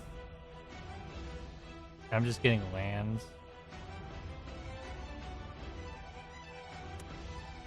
I do want to toss down Song of Freyless at some point. Actually, I want to toss it down now. I could still use Druid's Deliverance by just tapping one of my cards. So, I'm in a good defensive position. And soon I'll be able to strike in real hard on my opponent.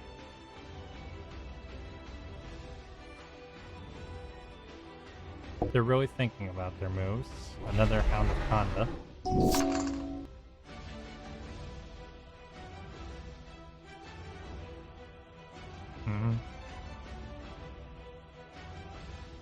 I'm mostly just waiting for that last round of Song of Freyless to kick in.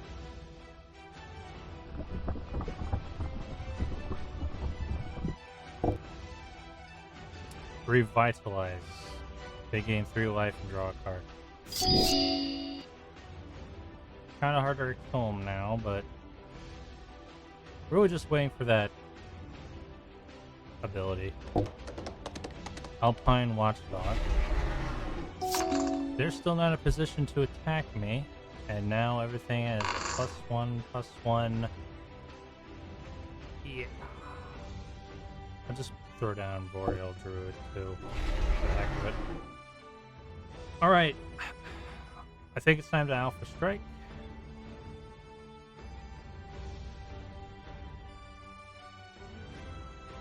Yep. Okay. That's a block. That is blocking. They're blocking a lot with it over here. Didn't block with Durnage. Did not realize I have trample on everything. I think that's a distinct possibility. So with this, okay, they did just try to destroy Experiment 1, but I can actually regenerate it. This is a block. Got it. Oh, actually, all my cards are indestructible.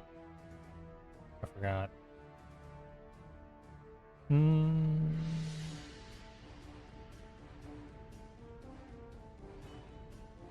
Now I have to do that. Really destroying a lot of their creatures, though. I do get a little bit of damage in, though. And most of their creatures are now gone. And I'm still in a very good defensive position. So, I didn't get my first sign effect off, though. That's sad. Potion of healing. I'm just going to... I want to destroy the potion of healing, but I can't. This is a shame. Alpine Watchdog. And a mountain is not helpful. Well, at first you don't succeed, you try again.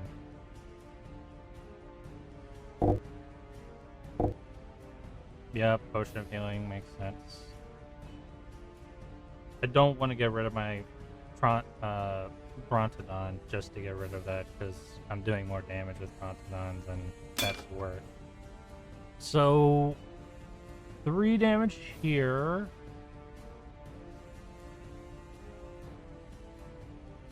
Three here. These two will kill each other. And that's just a block to prevent damage. Got it. So, yeah. Some damage gets in, so I'll get the cards that are just land. Yep.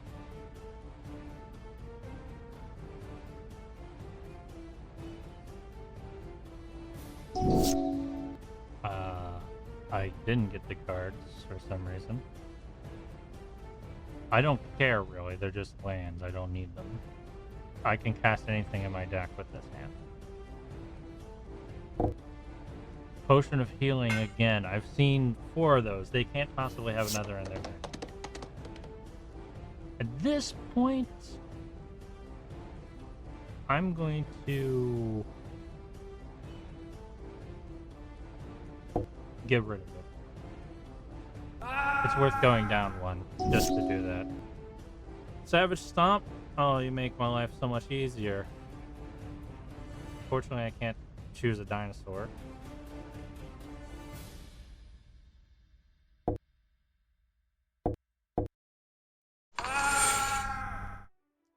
And now I win. A bear beats a dog every day. I'm not going to get very much that I want out of these dog cards. Verdant Command. Choose 2. Target player creates 2 tapped 1/1 squirrels. Counter target loyalty ability of a planeswalker. Exile target card from a graveyard. Player gains 3 life. Do I really even want that? All of the effects are super specific. Exile a card from a graveyard can be useful sometimes. Gaining 3 life. Okay. 2 squirrels. I mean, I guess it's... I don't know. It doesn't hurt to have a Champion of Asheron. Dog Warrior. It's a life link. Champion of Asheron... I've seen the art for Champion of Asheron, haven't I? Scry.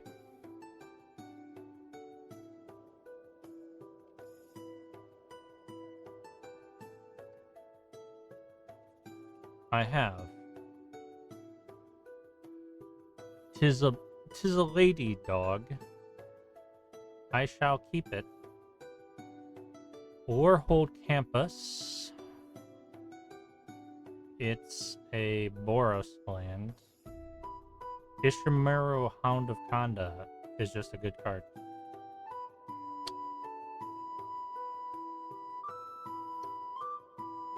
Lifelink 3/2. Is that worth it? Yeah. I'm gonna sell this Boros land though, because am I gonna play Boros really? No, I shouldn't sell lands. Alright. Time to fight this angelic page again. They always give good stuff if I can win.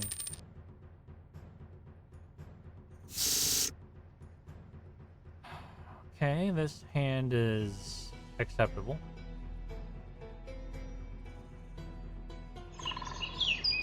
And experiment 1 goes down. In turn. Yeah, they got a decent deck though, from my experience. Trying to Nyx, don't really need that, to be honest. If I play City of Brass right now, I can play both Burn Ranger and Analyze the Pollen. I'll take the 1 damage to play 2 spells in 1 turn.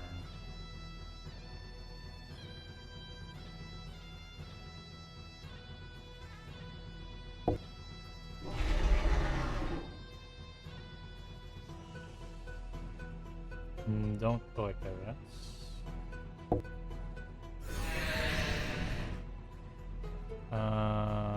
Pull Forest out.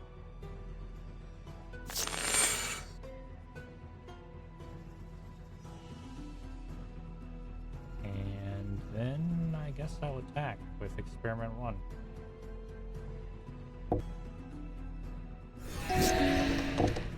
They played Miku. Miku's a problem. Miku's flying 1/3. Miku's a problem. What can I do about that? Not really anything. Which is not a good sign.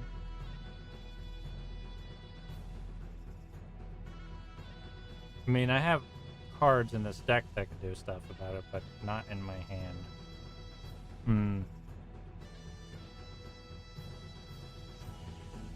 Well, if I can't block, I might as well attack.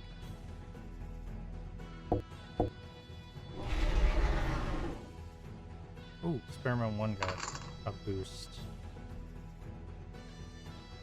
Means Experiment 1 can't be killed by Miku. They can block each other though. They just bounce. Alright. How far away am I from Earth Sign? 2 turns, probably? Maybe 1 if I draw... No, 2 turns. Yeah, it's gotta be 2 turns. Shrine of Nyx is really just useful for playing any card that is like 6 or more mana. Because of its cost. Unless you're playing really, really mono and you're playing a lot of cards that have multiple pips on them. But I'm not doing it.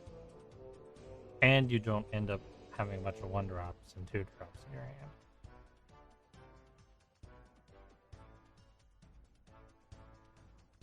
So right now, Nyx is just a bonus land for me. Though I will have to play it in order to actually use Overcoat Earth Sign. If Nyx's effect would just cost 1 extra, it would be more useful. But oh well. Anyway, do I attack in? I guess I do. Because again, I can't block. Yeah, that makes sense. Seraph Great Sword. Equipped creature gains 2/2 whenever equipped creature attacks the opponent with the most life, or tied for the most life. Great. Ugh. That'll be a problem soon. Still, they're 4 mana away. They're 2 mana away from being able to use it, and they haven't played a land yet, so I'm guessing they're kind of stuck on land right now. No, they just played their land late. Got it. Ursign's 1 away, and when it does come out, I'm still kind of in trouble. I need to kill my opponent very quickly. There's not a ton I can do about that. In fact, I can't even play anything right now. But I can attack for 2. I wish I could attack for... No, I can attack for 3. I wish I could attack for 6, but I can't. Okay, my opponent may put this card, equip it to Valkyrie. Should it do so, we're in trouble. They did. We're in trouble.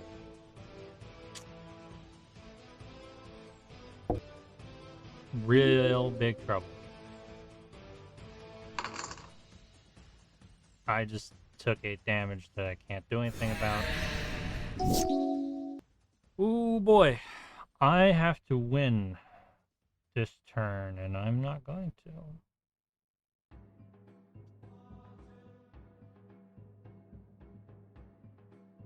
If I could attack in for 1 extra damage, I would win.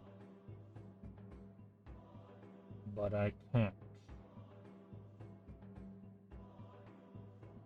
Oh wait, no I can't. Oh, I got it. Oh, I've won. Okay. This should work. Ursign, auto. All the effects go off. Yep. What are we hiding away? Weather back. Yep. Okay.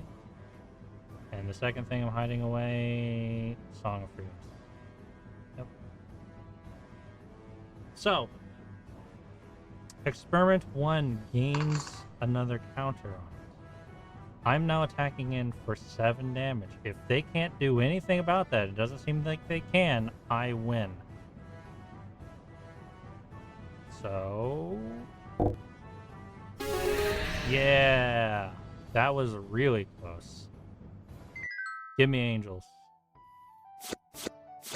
Call to serve. Enchanted non-black creature. Enchanted creature gains 1 and 2. Has flying and is an angel additional to its other types. Sarah Avenger. You cannot play Sarah Avenger during your first, second, or third turns of the game. Flying Vigilance. Cool. I mean, if you get it in late, it's a 2-drop. It's not great. But I would never toss away this card, so...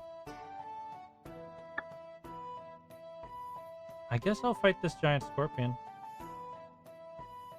I need some cards to sell. Like, I'll fight angelic pages all day long. They're why I came up here. Get angels. 11 life, that's an interesting amount. I'm expecting Death Touch or Poison, which are both bad. This hand is slow. And if I'm getting poisoned, I don't want a slow hand. It's slow and only has 1 creature in it. Though once that creature comes out, I can buff the hell out of it. But I can't strike past defenders.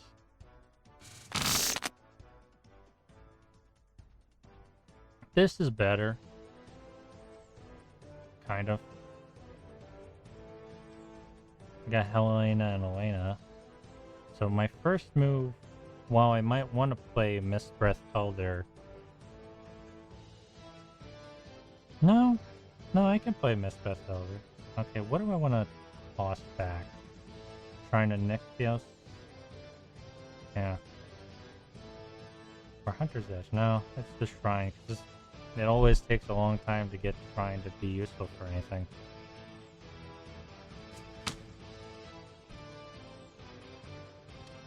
Okay. Forest. Oh, wait. Yeah. Forest. Mistbreath Elder. He's a frog, right? Frog?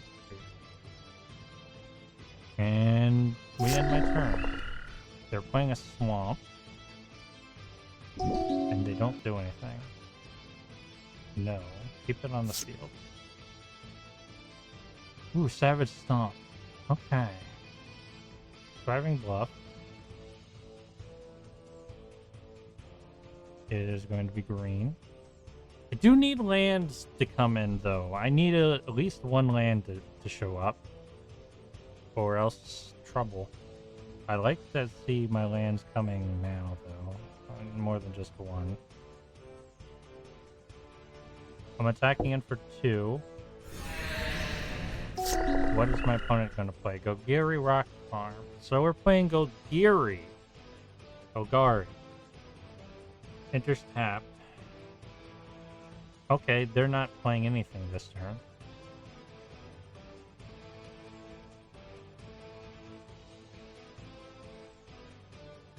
So I get another free turn. Dragonfire, okay. Alright, I have a lot of removal. Don't have anything to remove yet. Like, this is an instant, though. So, there's that. I desperately need to draw a land. And I know that I typically flood, so drawing a land should not be hard. I've missed 2 land drops now. No, I've only missed 1 land drop. I'd like to start playing Helena and Elena, though.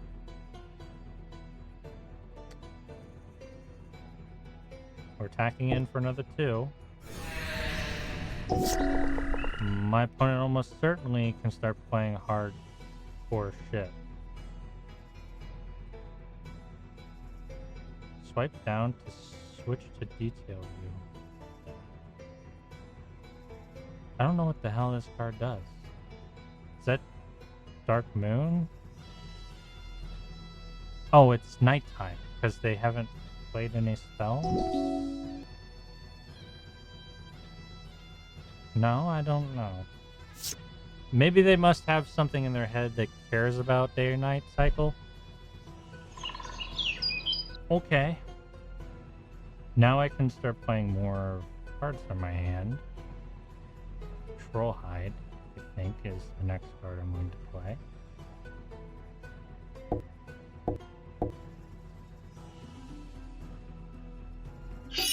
Okay. One more land and I can play Helena and Elena. I don't know how much that's going to help me, but I can.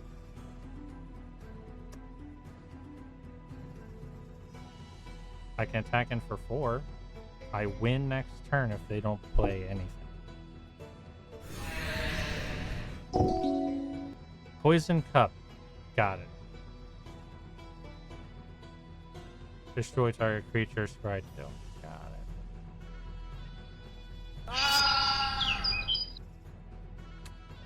And they play a forest, so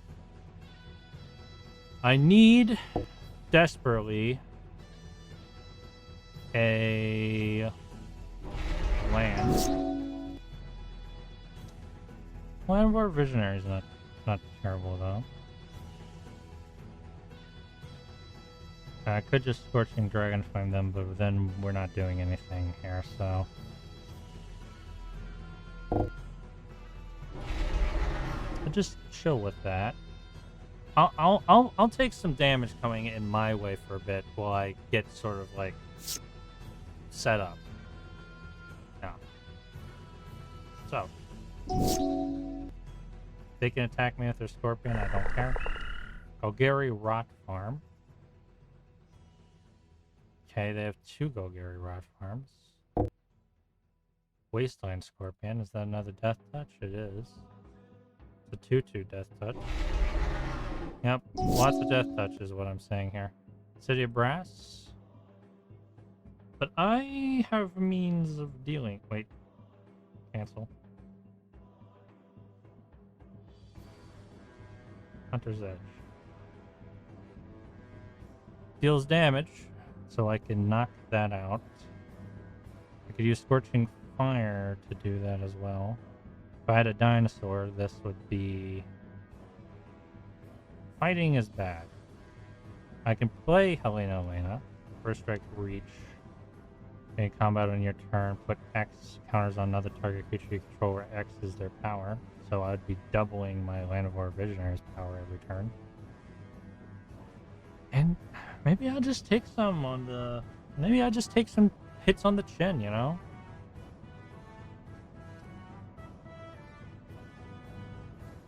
Just power up a bit.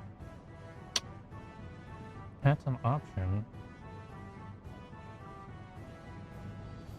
So let's do that.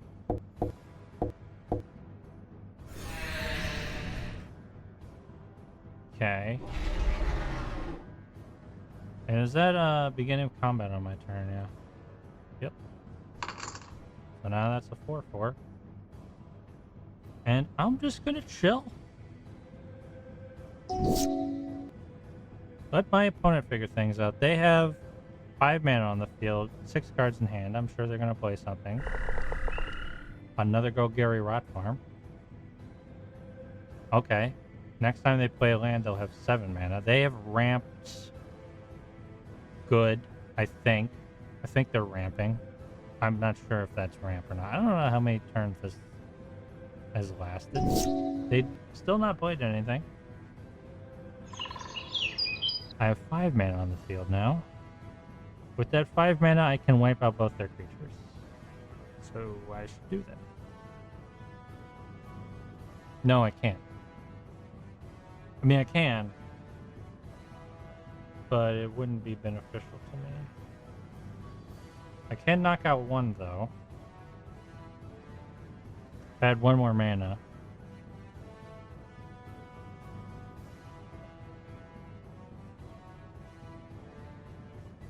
No, wait. No. No? Yes. Yeah, I should wipe out both their creatures. Yeah. Okay. That one's gone. And Savage Stomp. Doesn't matter to me if Elena and Helena die. Because I win.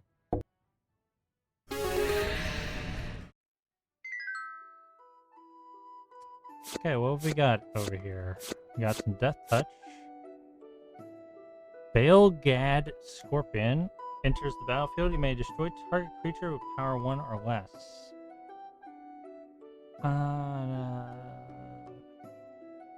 Shimmering Garato. Add 1 colorless mana or add 1 mana of any color, so it's a mana filter.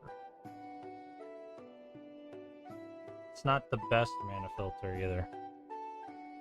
There are others out there that have a secondary ability that is more useful. So do I want these little tiny scorpions that have Death Touch on them? I think I do, but I don't want these scorpions. Alright. Another page. Let's go. You and me, girl. I'll fight these pages all day. Leatherback is good, and I can get it down. The problem is I have very little to do until I can play it. Though I can lava coil something. Yeah. Yeah. These pages are strong.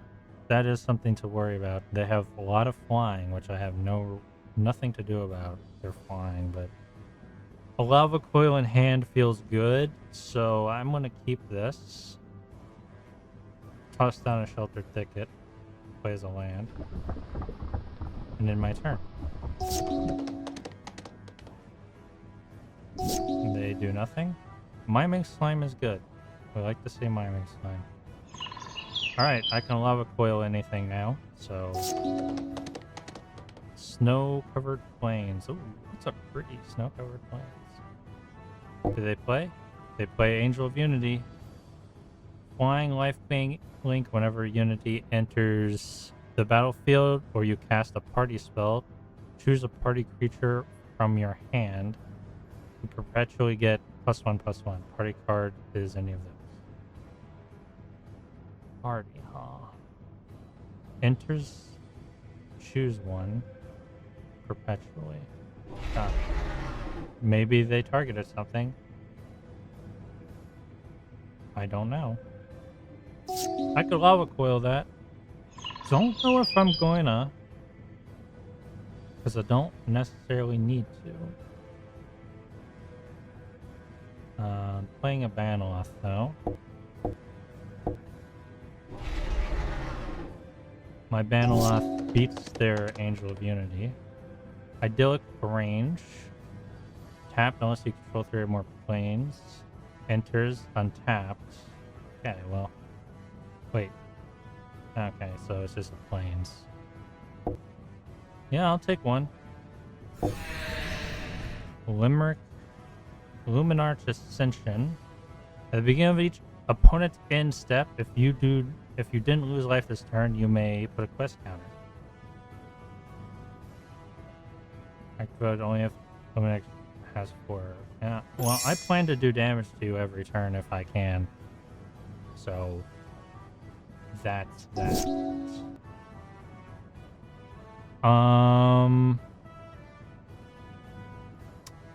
Right. Forest. And miming slime.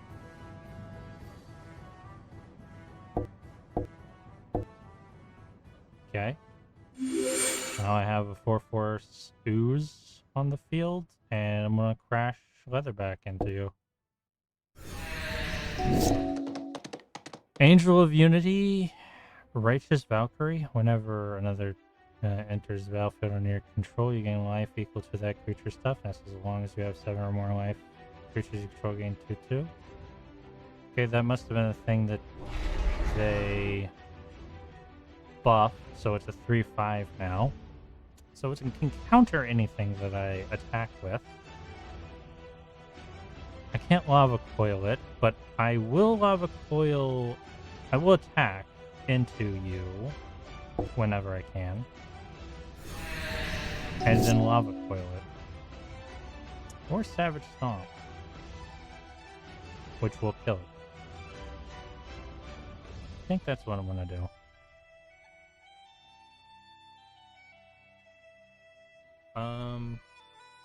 That being the case, I can Savage Stomp. I might just toss the Shrine of Nykthos at this point. And Tormenting Voice. Yeah. I feel confident what my next move is going to be. Just got lands, okay. Well, we're gonna stomp ya.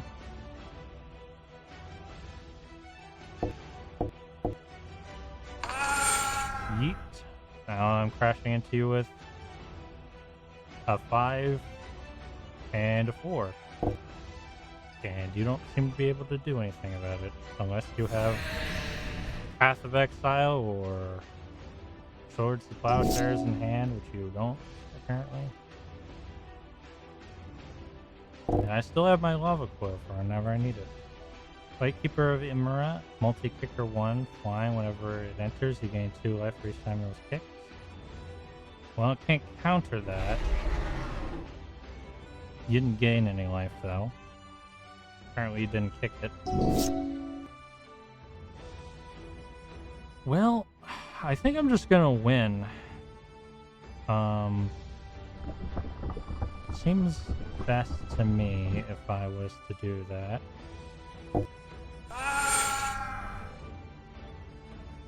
I think I can use your angels better than you can.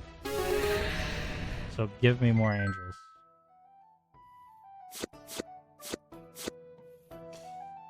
Haunted Angel. Flying. When Haunted Angel is put into the graveyard from play, remove Haunted Angel from the game, and each player puts a 3/3 Black Angel creature token with flying into play. That could be fun.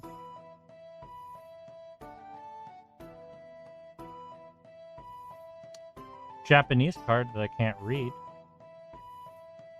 Wonder if I can get into... Probably not. I was thinking if maybe... Actually, 2 Japanese cards that I can't read. Huh. Not sure what to do about that. I'm taking a screenshot of that. Luminarch Ascension, though, is good. I'm wondering if I can somehow find a way to read these cards. Alright, let's return back to the village. We have some money now.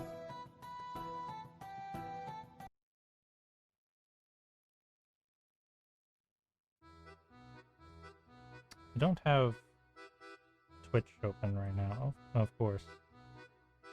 I've now been playing for 2 hours and 45 minutes. And as I said, I have a little bit of money now. Not a lot, because I have not gone about selling anything. Sell. Wow. Those are good cards, apparently, that I'm selling. Alright. Well, I'd like some angels. Not you. Now I have to figure out which of these angels are actually good cards to buy. Patron of the Valiant. Flying. When Patron of the Valiant enters the battlefield, put a +1/+1 for each creature you control that has a +1/+1 on it. It's a 4/4 flying for 5. Kind of expensive. Flying Angel Mercy comes into play from your hand. You gain 3 life. 3/3 flying for 4 with that effect, which I don't hate it, but yeah, it's expensive. Angel of Dawn, that whole effect isn't crazy to me. Each opponent who casts a spell this turn can't attack with creatures. Each opponent who attacked with yeah, that's a 5/6 flying for 7 with an effect that definitely is a hateable effect. Guardian Seraph, a source an opponent controls deals damage to you, prevent one of it. A 3/4 flying for 4 with that effect. Meh. Yeah. Tormented Angel again. That's a 1/5 for 4 with flying.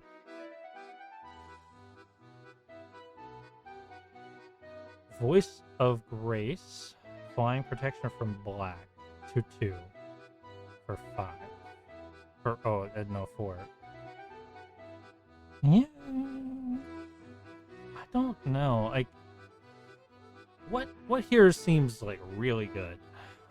Maybe Angelic Arbiter? Like, Patron of the Valiant can do some stuff if you've done a lot with 1/1 counters, but I don't have a lot of cards that do much with that. Tormented Angel is a decent blocker, but it's for 4. These angels are all really expensive to play. Angel Arbiter. Like, when I look at Angelic Arbiter, I'm like, this versus Platinum Angel, because they both cost the same amount, and Platinum Angel just kind of I never lose? I don't know. I mean, I want angels, but I don't know.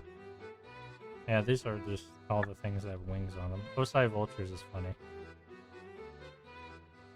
What was this? Oh, Azorus shop. Yorin. Can you do companions in this?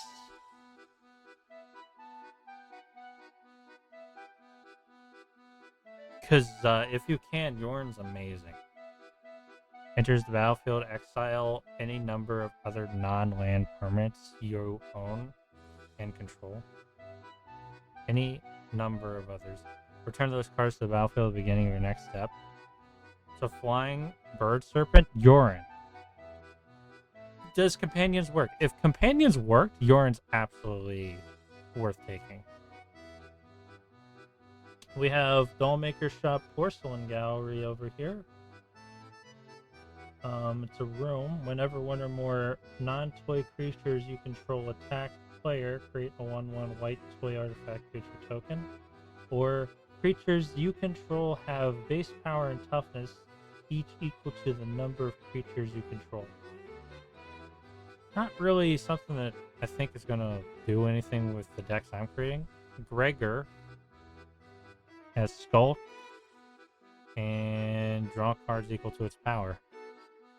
So you buff this guy, he does well. But I'm not playing dudes. Spell Shift. Counter target instance or sorcery spell. Its controller reveals cards from the top of his or her library until he or she reveals an instance or sorcery card. That player may play that card without paying its mana cost. Then he or she shuffles their... Terrible. Spell Shift. One of the worst cards I've ever read. Sphinx Insight. If this cost 1 mana, it would be worth it. But at 3 mana, no, at 4 mana, it's the worst card I've ever seen. Sphinx's Insight. Draw 2 cards. Addendum. If you cast this spell during your main phase, you gain 2 life. Okay. Yeah, it's an instant draw 2. That's not bad. Kami of the Honored Dead. Flying. When Kami of the Honored Dead is dealt damage, you gain that much life. So, lifelink. Kind of. It's backwards lifelink. Soul Shift 6. Thunderclap Wyvern. Flash. Flying. Other creatures you control with flying in 1/1. That's not bad. Everybody lives. Oh yeah, this is a Doctor Who card. All creatures gain hexproof and indestructible until the end of turn. Players gain... Yeah, this applies to everybody. I don't know. Wait, is that a... If that was an enchantment, that's crazy. Nope. So what from here do I like? Well, Urion is crazy.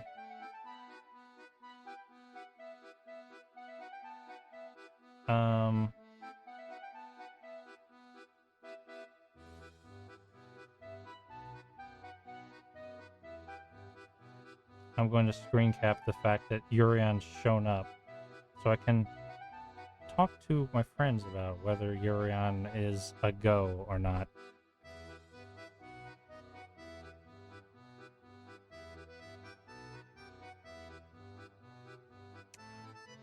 I don't know if I'll buy it yet, but I liked Sphinx's Insight, though.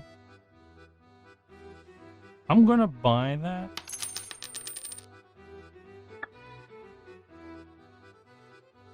Let's see. The Menagerie. So we got some creatures. Dwarf Soldier. 1 for a 1/3 Dwarf Soldier. Not bad. Lieutenants of the Guard. It's 5 mana. Council's Dilemma. When Lieutenants of the Guard enters the battlefield, starting with you, each player votes for strength or numbers. Put a 1/1 counter. Not really. Council's Dilemma is not great outside of Commander. Sidistes Faithful. Exploits. You may sacrifice a creature. If it exploits, return target creature to its owner's hand. A 1? Hmm.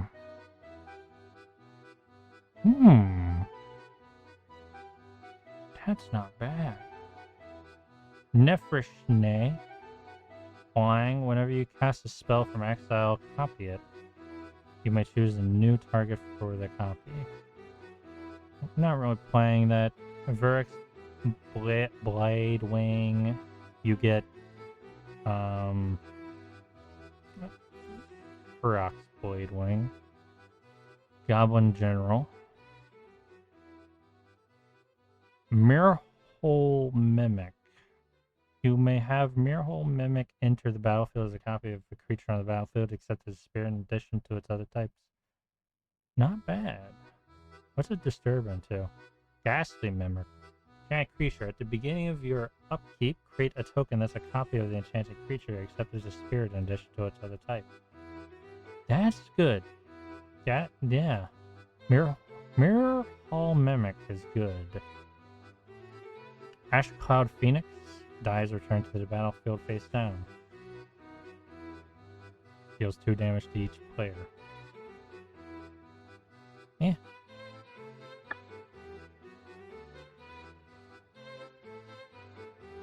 Plated Hive. So this is more slivers.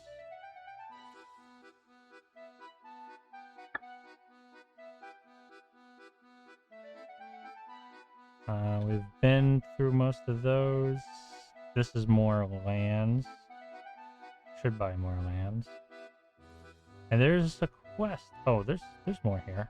More shops. Defenders of the Law. Knights, probably. Merfolk Knights. Ooh. Whenever you draw a card, put a 1/1 counter on each other Merfolk or Knight you have. Cool. Banalish Marshal. Other creatures you control gain 1/1. Just also good.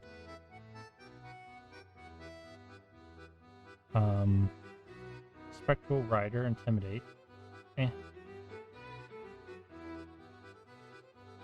Arrogant Bloodlord. Whenever Arrogant Bloodlord blocks or is blocked by a creature with power 1 or less, destroy it at the end of combat. So it's something you can throw down quickly, but easy to destroy. Feridon Knight has flying as long as you control a dinosaur. Meh. Rampart Smasher. Galleon Cavalry Vigilance. Whenever Galleon Cavalry enters the battlefield, 2/2 white creature with Vigilance. So you get 2/2. By playing this card, you get 2/2 white knights with Vigilance. That's not bad. Fulver Knights. Kithkin Knight. Flying for strike. This was a knight? Rampart Smasher. Can't be blocked by knights or walls. Ah. And what are you? Banalish Barracks. Soldiers. Glorifier of Dust. Pay 2 life. Glorifier of Dust gains flying. Pay 2 life. Gains vigilance. You can basically turn Glorifier of Dust into a Sarah Angel by paying 4 life. It's not as good as Sarah Angel, to be honest. Unless you really want vampires or soldiers. And I guess it wouldn't be a true Sarah Angel because it wouldn't be an angel, but Squad Captain, Vigilance. Squad Captain enters the battlefield with +1/+1 counter on it for each other creature you control. Warlord's Elite. As additional cost to cast the spell, tap 2 untapped artifact creatures you control. Dragonback Lancer, mobilize 1. Gas Cloak Sentinel. Whenever Gas Cloak Sentinel becomes blocked, you may untap it and remove it from combat. Gavani Dawnguard. A human soldier? Ward 1, if neither day or night it becomes day, enters the battlefield. Whenever day becomes night or night becomes day, look at the top 4 cards of your library. You may reveal a creature card from mana 3 or less from among them in your hand. Whoa, that is good. Recruiter of the Guard. I've actually seen this card before. Recruiter Guard enters the battlefield. You may search your library for a creature with toughness 2 or less, review it, add it to your hand, shuffle your library. Not bad. And Gideon, the Oathsworn, who is a dude. Okay. Wait, is this something? Is it not? It's a funny looking sign for it not to be anything. Alright, I think we're going to end it here. And I'm going to buy some stuff in the future, probably. I might just go earn more money and then buy stuff. Don't know yet. But, yeah. Let's save real quick.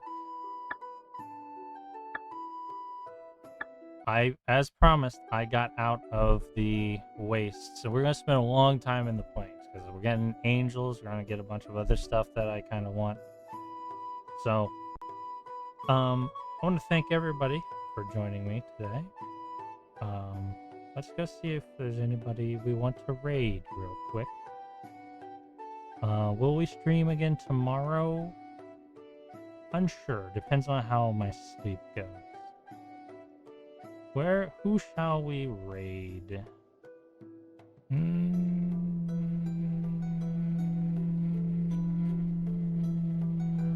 I think we're going to raid Tabby. You all know Tabby. She's playing a game called Transistor. I don't know what it's all about, but I'm sure you'll have fun. There's a pretty lady on screen, so I know that I'm already somewhat interested. So I hope you all have a good rest of your day, and I'll see you next time I stream, which could be tomorrow, might not be tomorrow. See you then.